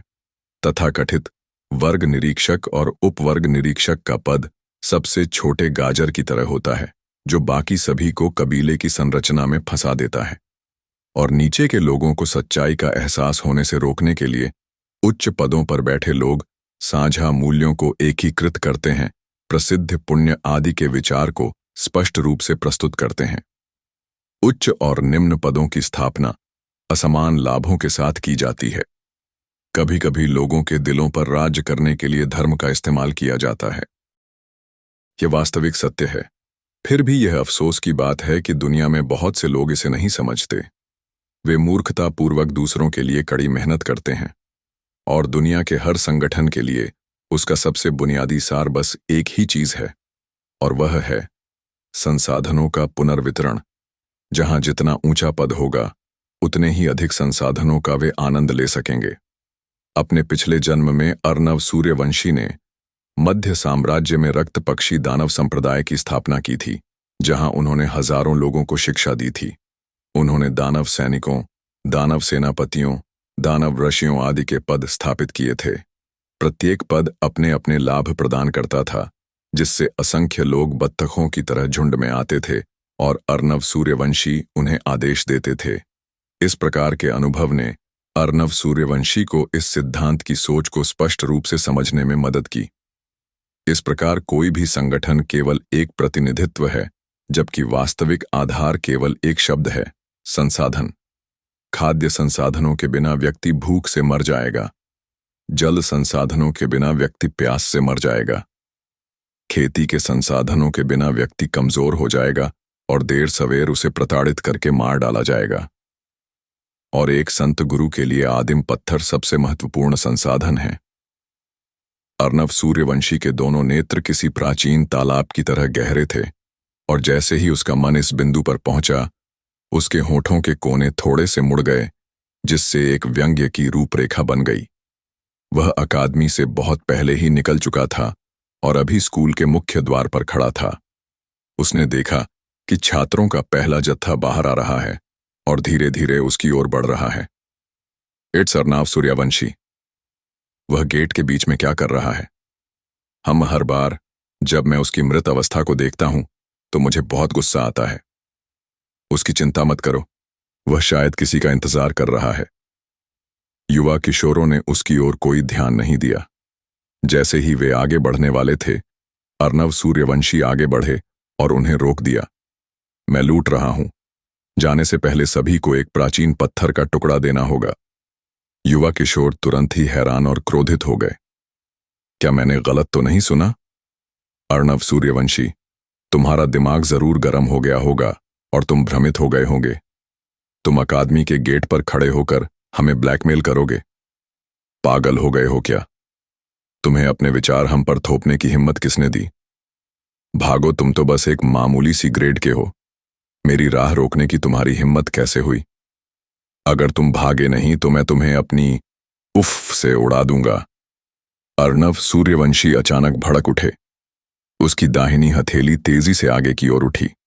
उसकी हरकत तेज और सटीक थी। उसकी हथेली का एक टुकड़ा किसी की गर्दन के बाएं हिस्से से टकराया। इस बदकिस्मत किशोर को जरा भी अंदाजा नहीं था कि अर्नव सूर्यवंशी उस पर अचानक हमला कर देगा।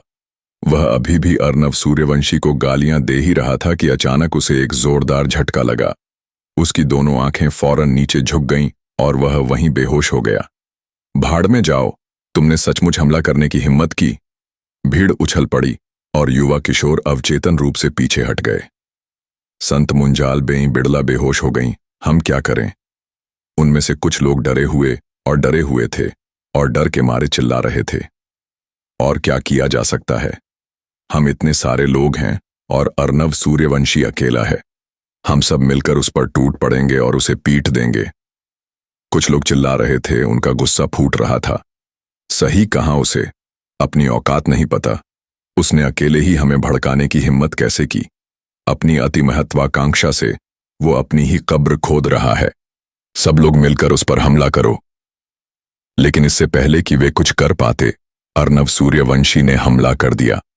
वह कुछ कदम आगे बढ़ा और किशोरों के समूह में घुस गया। उसने अपनी हथेली पर वार किया और उसके हाथ का किनारा एक युवक की गर्दन पर जा लगा। युवक ने आंखें ऊपर उठाईं और गिर पड़ा। आह!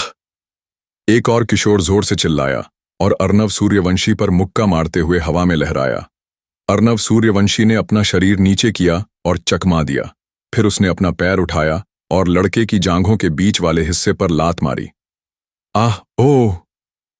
युवक की तेज दहाड़ शुरू में तो मधुर और आक्रोशपूर्ण थी, लेकिन वार सहने के बाद उसकी आवाज तुरंत ऊंची हो गई और तीखी तथा कर्कश हो गई, जिसमें एक प्रकार का दुख और दर्द था। धमाका! उसने अपने दोनों हाथों से अपनी जांघों को ढक लिया। जमीन पर गिरते ही उसके घुटने मुड़ गए। वह जोर जोर से चीखता हुआ जमीन पर लौटने लगा। दर्द इतना ज्यादा था कि उसका पूरा शरीर ठंडे पसीने से तर हो गया था। अर्नव सूर्यवंशी ने अपनी दोनों मुट्ठियां ऐसे घुमाईं जैसे कोई बाघ भेड़ों के झुंड में घुस आया हो। उसके पास 500 वर्षों का युद्ध अनुभव था और ये युवा तो बस नौसिखिया बच्चे थे। उन्होंने अभी कुछ समय पहले ही साधना शुरू की थी। वे उसके विरोधी कैसे हो सकते थे? पलक झपकते ही अर्नव सूर्यवंशी ने उन सभी युवा छात्रों को नीचे गिरा दिया। अगर वे बेहोश नहीं हुए होते तो जमीन पर पड़े होते दर्द से बेहाल और उनके पूरे शरीर में दर्द हो रहा होता। यहां क्या हो रहा है? संत मुंजाल झुनझुनवाला बेई ने आकर पूछा। उन्होंने देखा कि अर्नव सूर्यवंशी अकादमी के गेट पर खड़ा था और उसके चारों ओर 5-6 छात्र खड़े थे। यह अर्नव सूर्यवंशी हमारे आदिम पत्थरों को लूटना चाहता है। फर्श पर लेटे हुए उनमें से एक ने अपना पेट पकड़ते हुए गुस्से से चिल्लाया। वाह, अभी भी ऊर्जा से भरपूर है। अर्नव सूर्यवंशी के चेहरे पर उदासी थी, क्योंकि उन्होंने उस लड़के के पेट पर जोर से लात मारी थी जो अभी चिल्लाया था। ओह! वह बच्चा दर्द से चीख पड़ा। उसका शरीर झींगे की तरह सिकुड़ गया। उसके चेहरे पर डर के भाव उभर आए। उसकी आंखों से आंसू बह रहे थे। वह फिर से कुछ बोलने की हिम्मत नहीं जुटा पा रहा था। यह दृश्य देखकर वहां आए सभी छात्रों को अर्नव सूर्यवंशी की भयंकर बर्बरता और क्रूरता का एहसास हुआ। उनके दिल दहल गए। ठीक है, तुम सब अच्छे बनो और एक एक प्राचीन पत्थर का टुकड़ा बांट दो, फिर मैं तुम्हें जाने दूंगा, वरना यहां जमीन पर पड़े ये लोग तुम्हारा हश्र करेंगे। अर्नव सूर्यवंशी ने एक बड़ा कदम आगे बढ़ाया। उसकी आवाज में कठोरता थी। अपनी मां के मुंह पर तुम सी ग्रेड के तुच्छ व्यक्ति मुझे बी ग्रेड दिलाने की हिम्मत कैसे करोगे? संत मुंजाल झुंझुनवाला बेई गुस्से से भर गए और मुट्ठियां भांजते हुए अर्नव सूर्यवंशी की ओर दौड़ पड़े, इससे पहले कि उन्हें कुछ समझ आता। अपने टखने को हल्का सा मोड़कर अर्नव सूर्यवंशी ने धीरे से बगल की ओर हाथ घुमाया और झुंझुनवाला बेई की मुट्ठी को उड़ जाने दिया। फिर उसने अपना बायां हाथ आगे बढ़ाया, तर्जनी और मध्यमा उंगलियों को झुंझुनवाला बेई की हंसली के बीच की ओर उठाते हुए गले के नीचे के हिस्से पर सटीक वार किया। झुंझुनवाला बेई तुरंत बेहोश हो गईं और धड़ाम से जमीन पर गिरकर वहीं बेहोश हो गईं। अनुभूति। जब उन्होंने देखा कि अभी क्या हुआ है, तो जो युवा छात्र आगे बढ़ने की योजना बना रहे थे वे तुरंत रुक गए और उनमें से प्रत्येक ने ठंडी हवा का एक घूंट छोड़ा। इन युवाओं की नजर में अर्नव सूर्यवंशी के वार अचानक इतने गहरे हो गए थे कि उन्हें समझ नहीं आ रहा था। उन्होंने बुनियादी मार्शल आर्ट पर ध्यान नहीं दिया, बल्कि असल में कक्षा में इसका अस्पष्ट उल्लेख किया गया था। मानव शरीर के कई कमजोर अंग होते हैं और अर्नव सूर्यवंशी ने जिन कई अंगों पर प्रहार किया था वे भी उन्हीं कमजोर स्थानों में से एक थे। इन अंगों पर प्रहार करने पर व्यक्ति आसानी से वहीं बेहोश हो सकता था और जोरदार प्रहार से जान को खतरा पैदा हो सकता था। हालांकि अर्नव सूर्यवंशी ने हमला करते समय उचित संयम बरता। जिन लोगों को उसने टैकल किया था वे या तो बेहोश हो गए थे या भयंकर दर्द से तड़प रहे थे और कुछ ही समय में लड़ने की क्षमता खो बैठे थे। कोई भी ऐसा नहीं था जो वास्तव में गंभीर रूप से घायल हो। यह 500 वर्षों के युद्ध अनुभव का आतंक था। तुम मुझे अपने पत्थर दोगे या नहीं? अर्नव सूर्यवंशी ने एक कदम आगे बढ़कर बाकी युवकों को, मैं यह 500 वर्षों के युद्ध अनुभव का आतंक था। तुम मुझे अपने पत्थर दोगे या नहीं? अर्नव सूरजपुर कर दिया। वे एक पल के लिए एक दूसरे को देखते रहे, फिर उनमें से आधे ने दांत पीस लिए जबकि बाकी आधे गुस्से से दहाड़ने लगे और सब अर्नव सूर्यवंशी की ओर झपट पड़े।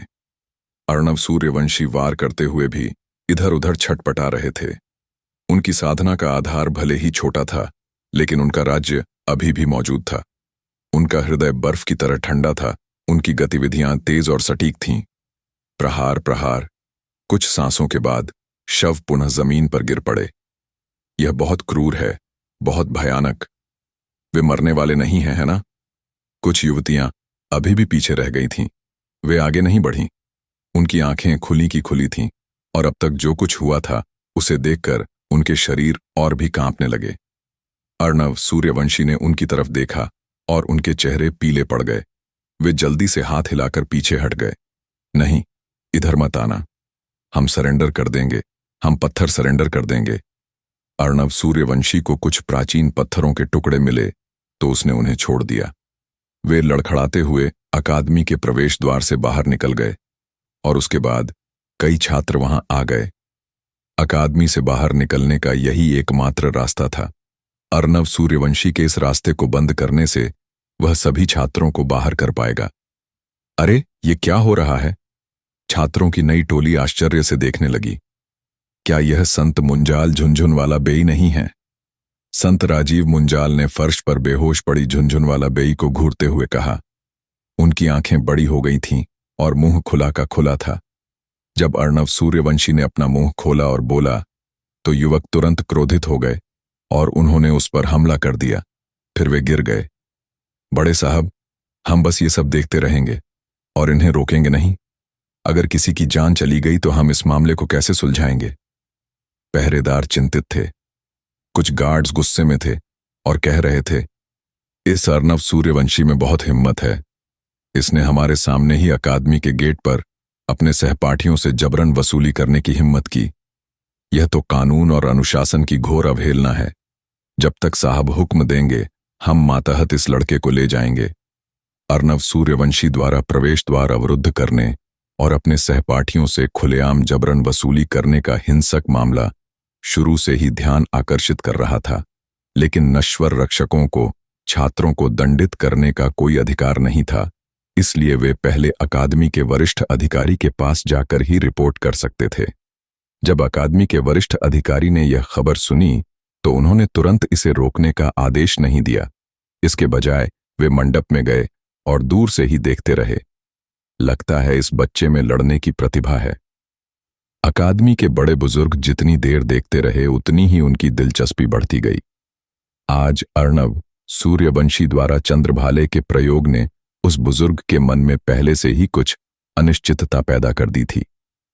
अभी वह देख रहा था कि कैसे अर्णव सूर्यवंशी अकेले अपनी ताकत से पूरे छात्रों के समूह को अपना दुश्मन बना रहा है, एक प्रकार की अजेय युद्ध शैली और शालीन व्यवहार के साथ। इससे उसके मन के संशय दूर हो गए। इस दुनिया में ऐसे लोग भी थे जो युद्धों के प्रति विशेष रूप से उत्सुक और तीक्ष्ण थे। ये छुपी हुई प्रतिभाएं थीं। वे युद्ध में कुशल थे और उन्हें युद्धों से प्रेम था। युद्धों में वे अक्सर प्रेरित होते थे और हमेशा आश्चर्यजनक और अविश्वसनीय उपलब्धियां हासिल करते थे। वह तो स्वाभाविक रूप से युद्ध संत गुरु है। अफसोस उसकी प्रतिभा तो बस सी ग्रेड की है। आखिरकार उसमें बस एक कदम की कमी है। अकादमी के उस बुजुर्ग ने गहरी सांस ली। सर, क्या आप ये तमाशा बंद नहीं करेंगे? उसे ये बकवास करते रहने देने से मुझे डर है कि इसके नतीजे अच्छे नहीं होंगे। उसके बगल में खड़े पहरेदारों के चेहरे पर चिंता के भाव थे। क्यों रोकें? अकादमी के उस बुजुर्ग ने अपनी भौहें उठाईं और हंस पड़े। उन्होंने दूर खड़े अर्णव सूर्यवंशी की ओर उंगली उठाई और कहा, इस नौजवान ने पूरी स्थिति पर नियंत्रण कर लिया है और उसके हमले पूरी तरह से संयमित हैं। देखो, वह गर्दन पर किस तरह वार करता है। वह सिर्फ बाईं या दाएं तरफ वार करता है, लेकिन गर्दन के पिछले हिस्से पर कभी वार नहीं करता। ऐसा इसीलिए क्योंकि वह जानता है कि गर्दन के किनारों पर वार करने से व्यक्ति वहीं बेहोश हो सकता है, वहीं सिर और गर्दन के पिछले हिस्से पर वार करने से मौत हो सकती है।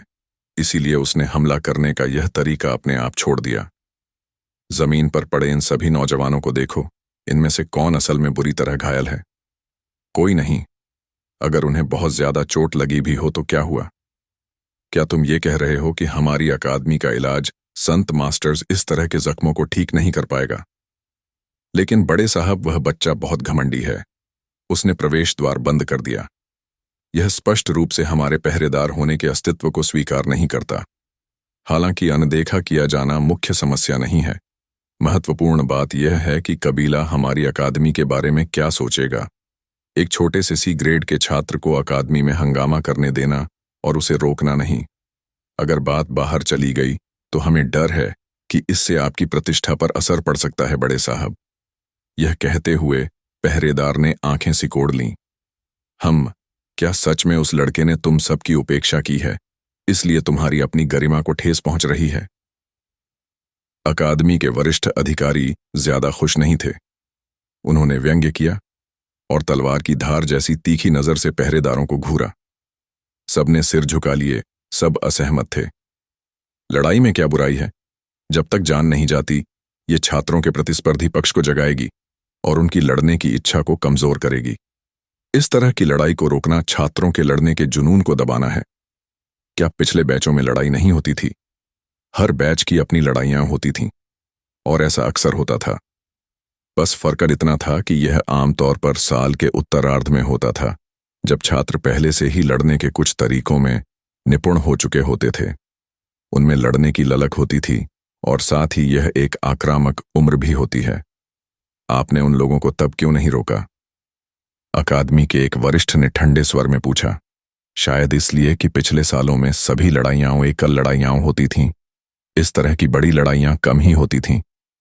लेकिन यह अर्णव सूर्यवंशी तो हंगामा मचाने में माहिर है, पहरेदारों के सरदार ने जवाब दिया। नहीं नहीं नहीं, अकादमी के बुजुर्ग ने सिर हिलाया। ऐसा इसलिए हुआ क्योंकि आप सबने इसे रोकने की हिम्मत नहीं की, क्योंकि आधे साल बाद एक संत गुरु में एक नश्वर की शक्ति से भी बढ़कर लड़ने की क्षमता होगी और आप अपने तुच्छ नश्वर शरीरों के साथ इसे कैसे रोक पाएंगे? अभी आप सब अर्णव सूर्यवंशी को रोकना चाहते हैं, शायद इसलिए क्योंकि उसने अभी अभी साधना शुरू की है, इसलिए उसके पास पर्याप्त शक्ति नहीं है। ऐसा इसलिए भी है क्योंकि आपको लगता है कि उसने आपके अस्तित्व की अनदेखी की और आपकी गरिमा को ठेस पहुंचाई। लेकिन आप सबको याद रखना चाहिए, इन सभी छात्रों का उपनाम संत मुंजाल है। ये मेरे संत मुंजाल कुल के कुल सदस्य हैं, आपके गुरु। भले ही वे अभी कम उम्र के हों, चाहे कितने भी कमजोर हों, वे फिर भी आपके गुरु हैं। बुजुर्ग का स्वर तीखा हो गया था। तुम्हारे उपनाम संत मुंजाल नहीं है, तुम्हारी क्या कीमत है? तुम्हारी वफादारी की वजह से तुम सबको पहरेदारों का पद दिया गया और कुछ मीठे लाभ भी दिए गए, लेकिन असल में तुम अब भी गुलाम हो, बस गुलाम। कोई गुलाम अपने मालिकों के मामलों की परवाह करते हुए उनके बारे में बेतुकी राय देने की हिम्मत कैसे कर सकता है? बुजुर्ग का चेहरा पानी की तरह काला पड़ गया। यह आपके अधीनस्थ का विचार नहीं था, मेरा मतलब यह नहीं था। मैं हिम्मत नहीं करूंगी, मैं हिम्मत नहीं करूंगी। पहरेदारों के चेहरे पीले पड़ गए थे और वे जमीन पर घुटनों के बल बैठे लगातार बकबक कर रहे थे। अकादमी के मुखिया ने ठंडी सांस ली और मुख्य पहरेदार की ओर इशारा किया, जिसने अभी अभी अर्णव सूर्यवंशी को उपद्रव मचाने में माहिर आदमी कहा था। तुमने अपने मालिक पर बहुत अपमानजनक टिप्पणी की, तुम्हें तुम्हारे पद से मुक्त किया जाता है। थोड़ी देर बाद बुजुर्ग ने दूसरों से कहा, आधे महीने बाद नए प्रमुख का निर्धारण करने के लिए पुनः परीक्षा होगी। अन्य गार्डों की आंखें तुरंत चमक उठीं, उनके दिल उत्साह से भर गए। रक्षक प्रमुख का पद, हर महीने मुझे आधा आदिम पत्थर ज्यादा मिलेगा। मुखिया बनने का मतलब है इंसानों से ऊपर इंसान बनना। आकाओं के अलावा मैं देख सकता हूं कि और कौन मुझ पर नाराजगी दिखाएगा। अगर मैं प्रमुख बन गया तो कितना अच्छा होगा। अच्छा, तुम सब यहां क्या कर रहे हो? नीचे जाओ और लड़ाई खत्म होने का इंतजार करो, फिर मैदान साफ कर दो। बुजुर्ग दहाड़ा। हाँ हाँ हाँ, आपका अधीनस्थ विदा लेता है। पहरेदार श्रद्धा और विस्मय से नीचे उतर गए। सीढ़ियों पर खड़े एक पहरेदार का पैर फिसला और वह नीचे गिर गया। तुरंत ही लोगों के गिरने और गिरने की एक श्रृंखला जैसी आवाजें सुनाई दीं। हालांकि अकादमी के वरिष्ठ अधिकारी की शक्ति और प्रभाव के कारण गार्डों ने अपने चेहरे लाल कर लिए और कष्ट सहते रहे, एक भी आवाज नहीं निकाली। ये मिनियंस बिल्कुल कुत्तों जैसे हैं। कभी कभार उन्हें बदतमीजी करने की इच्छा होती है। तुम्हें उन्हें थप्पड़ मारना होगा ताकि उन्हें डर और सम्मान का एहसास हो। फिर उन्हें बस कुछ छोटी छोटी जीतें और हड्डियां फेंक दो। उन्हें कुत्तों की तरह आपस में लड़ने दो। उन्हें मेरे कुल की सेवा के लिए अपनी जान देकर आपस में प्रतिस्पर्धा करने दो। एक हाथ में छड़ी और दूसरे में गाजर थामे रहना, यही तो है ऊपर वालों का अनोखा तरीका। जैसे ही अकादमी के बड़े ने नीचे से आती हुई धीमी हलचल सुनी, उसने मन ही मन खींचकर खिड़की से स्कूल के गेट की ओर देखा। 10-10 छात्रों का एक नया समूह प्रवेश द्वार पर जमीन पर खड़ा था। अर्णव सूर्यवंशी गर्व से खड़ा था और उसके सामने एक तरफ पीठ से पीठ सटाए 3 युवतियां खड़ी थीं। तुम बेहतर नहीं आते। अगर तुम यहां आओगे तो हम तुम्हें मून ब्लेड से गोली मार देंगे। उनके हाथों में नीली चमक की एक परत थी। ऐसा लग रहा था मानो वे इस हद तक मजबूर हो गए हों कि वे अपनी आदिम सत्ता को जगाकर चांदनी का सहारा ले लें। अर्णव सूर्यवंशी का शरीर अभी भी एक सामान्य 15 साल के लड़के जैसा था, और अगर वे उस पर मून ब्लेड से हमला करते तो उसे कोई फायदा नहीं होता। फिर भी वह डरा नहीं, बल्कि उन पर व्यंग्य किया और कदम कदम लड़कियों की ओर बढ़ा। तुम लड़कियों में बहुत हिम्मत है। स्कूल के नियम भूल गई हो क्या? अकादमी के अंदर संत का इस्तेमाल करके लड़ना मना है, वरना सजा के तौर पर तुम्हें स्कूल से निकाल दिया जाएगा। अगर तुम लड़कियों को निकालना है तो निकाल दो।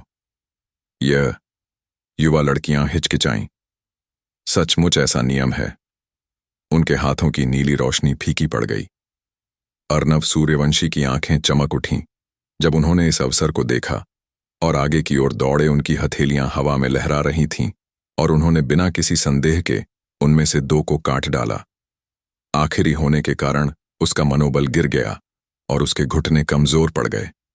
वह जमीन पर गिर पड़ी और जोर जोर से रोने लगी और फेंक बेंद्रे से विनती करने लगी, अर्णव सूर्यवंशी, तुम यहां मत आना, मुझे जाने दो। अर्णव सूर्यवंशी ने उस युवती को तिरस्कार भरी नजरों से देखा। उसकी ठंडी आवाज उसके कानों में गूंज रही थी। एक प्राचीन पत्थर का टुकड़ा। लड़की का शरीर फड़क उठा और उसने झट से अपनी पैसों की थैली खोली। उसे एहसास हुआ। उसने 3-4 प्राचीन पत्थरों के टुकड़े निकाले और उन्हें अपनी हथेली में थाम लिया। और अर्णव सूर्यवंशी की ओर हाथ बढ़ाते हुए कहा, मुझे मत मारो, मैं ये सब तुम्हें दे दूंगी, मैं अपने सारे पत्थर तुम्हें दे दूंगी। अर्णव सूर्यवंशी भावशून्य थे। उन्होंने धीरे से अपना दाहिना हाथ आगे बढ़ाया। उन्होंने अपनी तर्जनी और अंगूठा उठाकर लड़की के हाथ से एक प्राचीन पत्थर का टुकड़ा धीरे से उठाया। युवती कांपने लगी। अर्णव सूर्यवंशी का हाथ के ही अर्णव सूर्यवंशी के आदेश पर छिप चुका था। गहरी नींद में खुद को फिर से जगा रहा था। प्राचीन समुद्र में एक प्यारा और गोल मटोल सफेद लिकर वर्म तैर रहा था। वह समुद्र के पानी में जी भरकर उछल कूद कर रहा था। कभी समुद्र में गोता लगाता, कभी सिर पूंछ हिलाता, पानी की बूंदें इधर उधर उछालता और बिखेरता। अर्णव सूर्यवंशी ने अपने मन में एक विचार भेजा और शराब के कीड़े ने तुरंत जवाब दिया। उसने खेलना बंद कर दिया और चावल के पकौड़े के आकार में सिमटकर हवा में तैरने लगा। वह छेद के बीचों बीच तक ऊपर उठा और हरे तांबे के समुद्र से बाहर निकल आया। जाओ। अर्णव सूर्यवंशी ने अपने आदिम सत्व का 10वां हिस्सा जुटाया, उसे एक संकीर्ण धारा में परिवर्तित किया और उसे मदिरा के कीड़े में डाल दिया। मदिरा का कीड़ा पहले ही उसके द्वारा परिष्कृत हो चुका था, इसलिए इस बार उसने कोई प्रतिरोध नहीं किया। उसने आदिम सत्व की पूरी धारा को अपने शरीर में समाहित कर लिया। समुद्र की सतह पर तुरंत एक छोटा सा कट लग गया। मुड़े हुए शराब के कीड़े ने आदिम सार को एक प्रेरक शक्ति में बदल दिया और सफेद रोशनी बिखेरने लगा। उस मृदु प्रकाश के भीतर धीरे धीरे शराब के धुएं का एक आवरण सा धुंध उत्पन्न हुआ, जो अंततः एक हल्के सफेद शराब के धुंध में परिवर्तित हो गया। शराब की धुंध अद्भुत थी। वह बिखरी नहीं बल्कि शराब के कीड़े को अपने में समेटे हुए थी। उठो, अर्णव सूर्यवंशी ने सोचा और अपने आदिम सत्व का 10% और स्थानांतरित कर दिया। हरा तांबे जैसा समुद्री जल मदिरा के धुंध में डूब गया। जैसे जैसे मदिरा का धुंध समुद्री जल में घुलता गया, वह धीरे धीरे कम होता गया और अंततः उसका कोई नामो निशान नहीं बचा। उस 10% हरे तांबे जैसे आदिम सत्व का भी सामान्य आयतन कम हो गया और केवल 5% ही बचा। हालांकि यह 5% प्राइमवलेसेंस पहले से भी ज्यादा गाढ़ा था। मूल प्राइमवलेसेंस जेड हरे रंग का था, जिससे तांबे जैसी चमक आ रही थी। हालांकि इस नए प्राइमवलेसेंस में वही तांबे जैसी चमक थी, लेकिन हरा रंग थोड़ा गहरा था, हल्का हरा। हल्के हरे रंग का आदिम सार वह आदिम सार था जो केवल एक मध्य स्तर के संत गुरु के पास ही होता था। शराब के कीड़े का उपयोग आदिम सार को गाढ़ा करके उसे एक छोटे से लोक स्तर तक बढ़ाने के लिए किया जाता था। एक संत गुरु के 9 महालोक होते थे, सबसे निचले स्तर से पहला, दूसरा और 9वें स्तर तक। हर महालोक 4 छोटे लोकों में बंटा होता था, जो थे प्रारंभिक अवस्था, मध्य अवस्था, उच्च अवस्था और शिखर अवस्था। अर्णव सूर्यवंशी अभी केवल एक रैंक, एक प्रारंभिक चरण संत मास्टर थे, लेकिन शराब कीड़े की मदद से उनके पास रैंक एक मध्यम चरण संत मास्टर के आदिम सार का 5% था। अगर मुझे मध्य चरण के आदिम सार का 5% संघनित करना है, तो मुझे प्रारंभिक चरण के आदिम सार का 20% उपयोग करना होगा। मैं अपने आदिम समुद्र के पूरे 44% को मध्य चरण के आदिम सार में बदलना चाहता हूं, इसलिए मुझे प्रारंभिक चरण के आदिम सार का लगभग 180% उपयोग करना होगा। इस लक्ष्य तक जल्द से जल्द पहुंचने के लिए मुझे आदिम पत्थरों की मदद लेनी होगी। यह सोचते ही अर्णव सूर्यवंशी ने आंखें खोलीं और अपने थैले से बत्तख के अंडे के आकार का एक पूरा प्राचीन पत्थर निकाला। यह प्राचीन पत्थर एक प्रकार का दीर्घवृत्ताकार पारभासी धूसर पत्थर था। जैसे जैसे इसके अंदर का प्राकृतिक सत्व समाप्त होता जाता, इसका आकार सिकुड़ता जाता। उसका दाहिना हाथ धीरे धीरे बंद हो गया और आदिम पत्थर उसकी हथेली में कसकर जकड़ा हुआ था। उसने पत्थर के अंदर के प्राकृतिक आदिम सार को आत्मसात कर लिया और लगातार अपने छिद्र को भरता रहा। उसके छिद्र में जो समुद्र की सतह गिर गई थी, वह धीरे धीरे ऊपर उठने लगी। उस प्राचीन पत्थर का इस्तेमाल तो होना ही था। अर्णव सूर्यवंशी जरा भी कंजूस नहीं थे और उन्होंने उसे बचाकर नहीं रखा। मेरे पास कोई सहारा देने वाला नहीं है और मुझे दोस्तों और परिवार से भी कोई सहारा नहीं है, इसलिए मैं सिर्फ जबरन वसूली और लूटपाट पर ही निर्भर रह सकता हूं। आज तो बस पहली बार हुआ, लेकिन इसके बाद हर 7 दिन में जब अकादमी स्कूल भत्ता देगी, मैं अकादमी के गेट जाम करता रहूंगा। भला लूटपाट और ब्लैकमेलिंग से अर्णव सूर्यवंशी की भूख कैसे मिटती? एक संत गुरु की साधना में आदिम रत्न सबसे दुर्लभ चीज होती थी। अपनी लूटपाट के परिणामों को लेकर अर्णव सूर्यवंशी जरा भी चिंतित नहीं था। यह दुनिया पृथ्वी जैसी नहीं थी। पृथ्वी पर स्कूलों में सद्भाव बनाए रखने के लिए हमेशा झगड़ों पर रोक लगाई जाती थी, लेकिन इस दुनिया में लड़ाई ही मुख्य विषय था। चाहे कोई संत गुरु हो या कोई आम इंसान, वे अस्तित्व के लिए लड़ते थे। कभी किसी डरावने जंगली जानवर से लड़ाई होती थी, कभी मौसम की मार से, तो कभी संसाधनों के लिए दूसरे संत गुरुओं से। परिणाम स्वरूप लोगों द्वारा उदारवादी लड़ाई को प्रोत्साहित किया गया और उसकी वकालत की गई। युवा से लेकर वृद्ध तक, साधारण झगड़ों से लेकर जीवन मरण का निर्णय करने वाली लड़ाइयों तक, यहां अधिकांश मानव जीवन का चित्रण यही था। इस दुनिया की सतह असीम थी।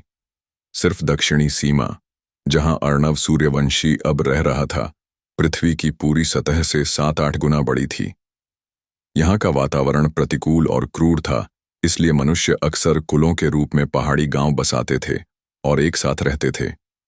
कभी कभार जानवरों का तांता लग जाता, या शायद बहुत खराब मौसम किसी गांव पर हमला कर देता। संत गुरु गांव की सुरक्षा की मुख्य शक्ति बन जाते और हर साल विनाश की स्थिति और भी गंभीर होती जाती। जीवित रहने के लिए मजबूत लड़ाकू, इच्छा शक्ति वाले पुरुषों की जरूरत होती है। एक कबीले को युद्ध के लिए संत गुरुओं की जरूरत होती है, कभी भी जरूरत से ज्यादा नहीं। इसके अलावा अर्णव सूर्यवंशी के हमले उचित सीमा के भीतर थे। वह कभी भी निचले जबड़े पर वार नहीं करता था, क्योंकि इससे खोपड़ी आसानी से टूट सकती थी और जान जा सकती थी। वह कभी भी सिर के पिछले हिस्से पर वार नहीं करता था। लड़ते समय वह मुक्कों या कोहनी का इस्तेमाल नहीं करता था, यहां तक कि अपनी उंगलियों से भी वार नहीं करता था, बल्कि अपनी हथेली का इस्तेमाल करता था। वह जितनी भी लातें मारता था, उनकी गिनती की जा सकती थी। जो छात्र गिरे थे उन्हें ज्यादा चोटें नहीं आईं, उन्हें हल्की चोटें आईं। अर्णव सूर्यवंशी खून का प्यासा नहीं था, वह तो हत्या को एक साधन मानता था। हर काम में उसका एक स्पष्ट लक्ष्य होता था। तरीका चाहे जो भी हो, जो भी उसे अपने लक्ष्य तक सबसे जल्दी पहुंचने में मदद करता, वह उसका इस्तेमाल करता। दूसरे शब्दों में वह काम करने में बेईमान था। बादल छा गए, चांदनी को ढक लिया। संत मुंजाल गांव पर एक साया छा गया। चौकीदार ने ताली बजाई, जिससे लोगों को पता चल गया कि रात काफी गहरी हो चुकी है। आग से सावधान रहें, जानवरों के हमलों से सावधान रहें, साथ ही विदेशी संत महात्माओं के गांव में घुसने की संभावना से भी सावधान रहें। गांव में अभी भी बहुत सारी रोशनियां थीं। ठाकुर परिवार के शाखा भवन में संत अंजलि मुंजाल अपने अध्ययन कक्ष में बैठे थे, जहां रोशनी जगमगा रही थी। इस उच्च पदस्थ वृद्ध ने अपने पोते संत राजीव मुंजाल से सहानुभूति व्यक्त करते हुए कोमल स्वर में पूछा, सुना है आज उस अर्णव सूर्यवंशी ने तुम्हें पीटा था? संत राजीव मुंजाल की दाहिनी आंख काली पड़ गई थी और उन्होंने गुस्से से कहा, हां दादाजी, वह अर्णव सूर्यवंशी तो बस एक मामूली सी ग्रेड का छात्र था, फिर भी उसने इतना घमंडी व्यवहार करने की हिम्मत की। उसने अपने सहपाठियों की मित्रतापूर्ण भावनाओं की परवाह किए बिना हम सभी को प्रवेश द्वार पर ही रोक दिया और हमसे हमारे अनमोल रत्न छीन लिए। और तो और, इस घटना पर अकादमी में सबने बस एक आंख खोली और एक बंद की। जब अर्णव सूर्यवंशी वहां से चला गया, तभी पहरेदार जल्दी से वहां पहुंचे। दादाजी, इस बार आपको मेरा यह गुस्सा निकालने में मेरी मदद करनी होगी। इसके बजाय संत अंजलि मुंजाल ने सिर हिलाया। यह तुम्हारे और तुम्हारे जूनियर्स के बीच का मामला है। तुम्हें ब्लैकमेल करके एक प्राचीन पत्थर का टुकड़ा घंवाया गया था और तुम्हें कोई गंभीर चोट नहीं आई। दादाजी बिना किसी उचित बहाने के ऐसा नहीं कर सकते। अगर तुम्हें गंभीर चोट भी लगी होती तो भी मैं तुम्हारा बचाव नहीं करता। समझ रहे हो क्यों? संत राजीव मुंजाल स्तब्ध रह गए। उन्होंने सोचने की कोशिश की और काफी देर बाद झिझकते हुए बोले, दादाजी, मुझे लगता है मैं आपका मतलब समझ गया हूं। आप उम्मीद कर रहे हैं कि मैं अपनी राह खुद ढूंढ लूंगा, है ना? आपने तो बस एक पहलू ही समझा। संत अंजलि मुंजाल ने सिर हिलाकर कहा, आपको याद रखना चाहिए, आप सिर्फ एक प्रतिनिधि नहीं हैं, बल्कि आप हमारी ठाकुर परिवार शाखा की छवि हैं। कई वर्षों से हम झुनझुनवाला परिवार शाखा का सामना करते आए हैं और आपका हर कदम ठाकुर परिवार शाखा के भविष्य की आशा का प्रतीक होगा। दादाजी शायद पर्दे के पीछे आपकी मदद करें, लेकिन आपको आगे आकर एक आत्मनिर्भर और मजबूत छवि बनानी होगी, वरना हमारे परिवार का समर्थन करने वाले बुजुर्ग हमारे भविष्य की आशा नहीं देख पाएंगे और वे ठाकुर परिवार को छोड़ देंगे। यह कहते हुए संत अंजलि मुंजाल ने गहरी सांस ली। यही वजह है कि दादाजी ने तुम्हें नकल करने में मदद की और तुम्हें बी ग्रेड की प्रतिभा का ढोंग करने दिया। हमारे ठाकुर परिवार को एक मजबूत उत्तराधिकारी की जरूरत है जो हमारा साथ देने वालों को थामे रहे। संत राजीव मुंजाल को तब आत्मज्ञान हुआ। दादाजी, अब मैं समझ गया। संत अंजलि मुंजाल ने सिर हिलाया। सिर्फ समझने से कुछ नहीं होगा, तुम्हें कड़ी मेहनत करनी होगी। अर्नव सूर्यवंशी तो बस एक छोटी सी मुसीबत है। अब तुम्हें कड़ी मेहनत से पढ़ाई करनी होगी और अपनी बुनियादी मार्शल आर्ट पर पूरी लगन से प्रशिक्षण लेना होगा और अपनी गरिमा वापस पानी होगी। साथ ही साधना पर भी कड़ी मेहनत करना मत भूलना और जितनी जल्दी हो सके मध्य स्तर तक पहुंचना। तुम बस इतना कर सकते हो कि क्लास मॉनिटर का पद जीत लो। यह तुम्हारे लिए बहुत बड़ा सम्मान होगा और हमारे ठाकुर परिवार के लिए एक तरह की मदद भी। ठीक है दादाजी, संत राजीव मुंजाल ने ऊंची आवाज में उत्तर दिया। हे, यह आत्मा हमारी ठाकुर शाखा के उत्तराधिकारी की तरह ही होनी चाहिए। पोते, तुम्हें कड़ी मेहनत करनी होगी। मैं तुम्हारी मदद करने की पूरी कोशिश करूंगा। लगभग उसी समय किसी अन्य स्थान पर मानद पिता और माता चीजें लगभग इसी तरह हुई। रेहान सूर्यवंशी सीधे खड़े हो गए। उनका स्वर सम्मानजनक और सतर्क था। हॉल में अर्नव, सूर्यवंशी के चाचा संत सुरेश मुंजाल और चाची अपनी चौड़ी पीठ वाली बड़ी कुर्सियों पर बैठे भौहें चढ़ा रहे थे। चाची दांत पीस रही थीं। रेहान सूर्यवंशी के साथ हुए अन्याय को महसूस करते हुए और साथ ही इस बात पर खुशी जताते हुए उन्होंने कहा, अर्नव, सूर्यवंशी, वो कमीना बेटा दूसरों से पैसे ऐंठना तो अलग बात है, पर यह सोचिए कि वो अपने छोटे भाई को भी नहीं छोड़ेगा। कितना निर्दयी और बेरहम है। खैर, इस बार इतना बड़ा अपराध, मुझे उम्मीद है कि इसके तुरंत बाद उसे अकादमी से निकाल दिया जाएगा। बस, अब बहुत हो गया, अब कम बोलना चाहिए। चाचा ने गहरी सांस ली और रेहान सूर्यवंशी से कहा, तुमने तो बस एक प्राचीन पत्थर का टुकड़ा खोया है। चिंता मत करो, खजाने में जाओ और एक पत्थर उठा लाओ। अब यहां तुम्हारा कोई काम नहीं है। तुम्हें जाकर कड़ी मेहनत करनी होगी। तुम्हारी ए ग्रेड प्रतिभा के साथ मध्य स्तर का प्रथम संत गुरु बनना एक बड़ी संभावना है। स्वर्ग से मिली इस प्रतिभा को बर्बाद मत करो, क्योंकि तुम्हारी मां और मैं तुम्हें नंबर 1 बनते देखने के लिए उत्सुक हैं। हाँ पापा, मम्मी, आपका बेटा विदा लेता है। रेहान सूर्यवंशी घबराए हुए दिल से चला गया।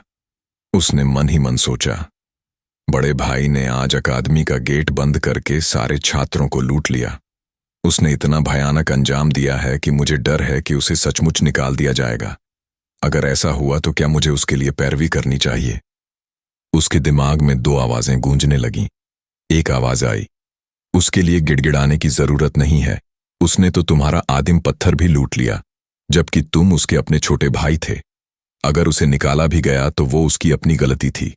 अगर स्वर्ग कोई पाप करता है तो उसे माफ किया जा सकता है, लेकिन अगर कोई खुद पाप करता है तो वो मौत का हकदार है।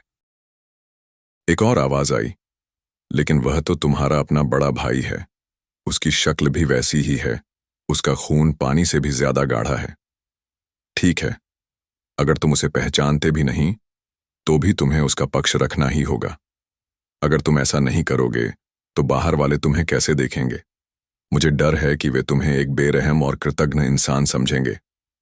रेहान सूर्यवंशी को हॉल से जाते देख मौसी खुशी से चिल्ला उठी, पतिदेव, हमने अर्नव सूर्यवंशी के रहने खाने के खर्चे बंद कर दिए हैं। इस कमीने को आखिरकार बर्दाश्त नहीं हुआ और उसने एक बहुत बड़ी गलती कर दी।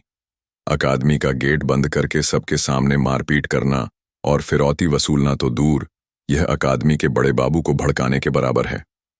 मुझे लगता है कि अब इसे निकालने का समय बहुत करीब है। फिर भी अंकल ने सिर हिलाया। तुम बहुत सीधा साधा सोचते हो। अर्नव सूर्यवंशी को निकाला नहीं जाएगा, बल्कि शायद कोई सजा भी ना हो। क्यों? चाची हैरान थी। चाचा ने नाक भौं सिकोड़ी। झगड़ों और लड़ाइयों को बढ़ावा दिया जाता है जब तक कि उनके कोई गंभीर परिणाम न हो। क्या इस लड़ाई में कोई छात्र मरा? नहीं। चाची ने बात मानने से इनकार कर दिया। पतिदेव, आपको कैसे पता कि कोई हताहत नहीं हुआ? लड़ाई झगड़े में तो हमेशा हादसे होते रहते हैं। चाचा ने आंखें बंद कर लीं और कुर्सी के पिछले हिस्से पर टिक गए। औरत, तुम सच में बहुत भोली हो। क्या तुम्हें सच में लगता है कि अकादमी का बुजुर्ग सिर्फ दिखावा कर रहा है? पहरेदारों ने कब से नाटक करना शुरू कर दिया? वे आखिरी वक्त पर आए। इसका मतलब है कि सारा मामला नियंत्रण में था। अगर कोई गंभीर रूप से घायल होता तो वे बहुत पहले ही दौड़कर आ जाते, आखिरी वक्त पर नहीं। आप कोई संत गुरु नहीं हैं, इसलिए आप समझ नहीं पाएंगे। अकादमी छात्रों के बीच झगड़े की मनाही नहीं करती, बल्कि इसके प्रति एक प्रोत्साहनपूर्ण रवैया रखती है।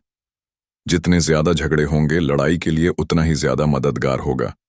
कुछ छात्र लड़ाई के जरिए मजबूत रिश्ते भी बना सकते हैं। बड़े बुजुर्ग ऐसा नहीं करेंगे।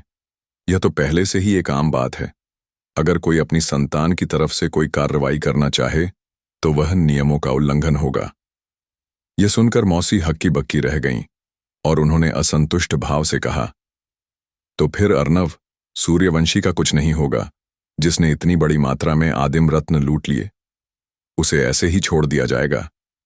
इतनी बड़ी संख्या में आदिम रत्न होने से उसकी साधना में बहुत मदद मिलेगी। चाचा ने आंखें खोलीं, उनका चेहरा धुंधला सा था। और क्या कर सकते हैं हम? क्या तुम मुझसे उम्मीद कर रहे हो कि मैं अकेले जाकर उसके सारे प्राचीन पत्थर छीन लूंगा? खैर, ये मामला ऐसा नहीं है जिसका हम फायदा ना उठा सकें। अर्नव सूर्यवंशी का अपने ही भाई रेहान सूर्यवंशी को लूटना और उससे पैसे ऐंठना, यही उसके पतन की कुंजी है। रेहान सूर्यवंशी एक ए ग्रेड टैलेंट है। वो एक दिन अर्नव सूर्यवंशी से जरूर ज्यादा ताकतवर होगा। हम इस मामले का इस्तेमाल रेहान सूर्यवंशी में फूट डालने के लिए करेंगे। हम रेहान सूर्यवंशी को अर्नव सूर्यवंशी से दूर अपने फायदे के लिए ले जाएंगे। और इसी के साथ 3 दिन बीत गए। अर्नव सूर्यवंशी द्वारा लूट और जबरन वसूली से जो उपद्रव मचाया गया था, वह न तो फैला और न ही बड़ा हुआ, बल्कि धीरे धीरे शांत हो गया। किसी भी बुजुर्ग ने नियम तोड़कर अर्नव सूर्यवंशी को परेशान करने की कोशिश नहीं की, और अकादमी के बुजुर्ग ने स्वाभाविक रूप से एक आंख बंद कर ली और एक आंख खोल ली, मानो कुछ हुआ ही न हो। हालांकि इस दौरान 2-3 युवा ऐसे भी थे जिन्होंने अपने आदिम रत्नों के छीने जाने की सच्चाई को स्वीकार करने से इनकार कर दिया और अर्नव सूर्यवंशी को चुनौती दी। लेकिन जब अर्नव सूर्यवंशी ने उन्हें आसानी से हरा दिया तो सभी को एहसास हो गया कि अगर उन्होंने मार्शल आर्ट का कड़ा अभ्यास नहीं किया तो वे अर्नव सूर्यवंशी को कभी नहीं हरा पाएंगे। इन किशोरों में मार्शल आर्ट में कठोर प्रशिक्षण के प्रति व्यापक उत्साह देखा गया।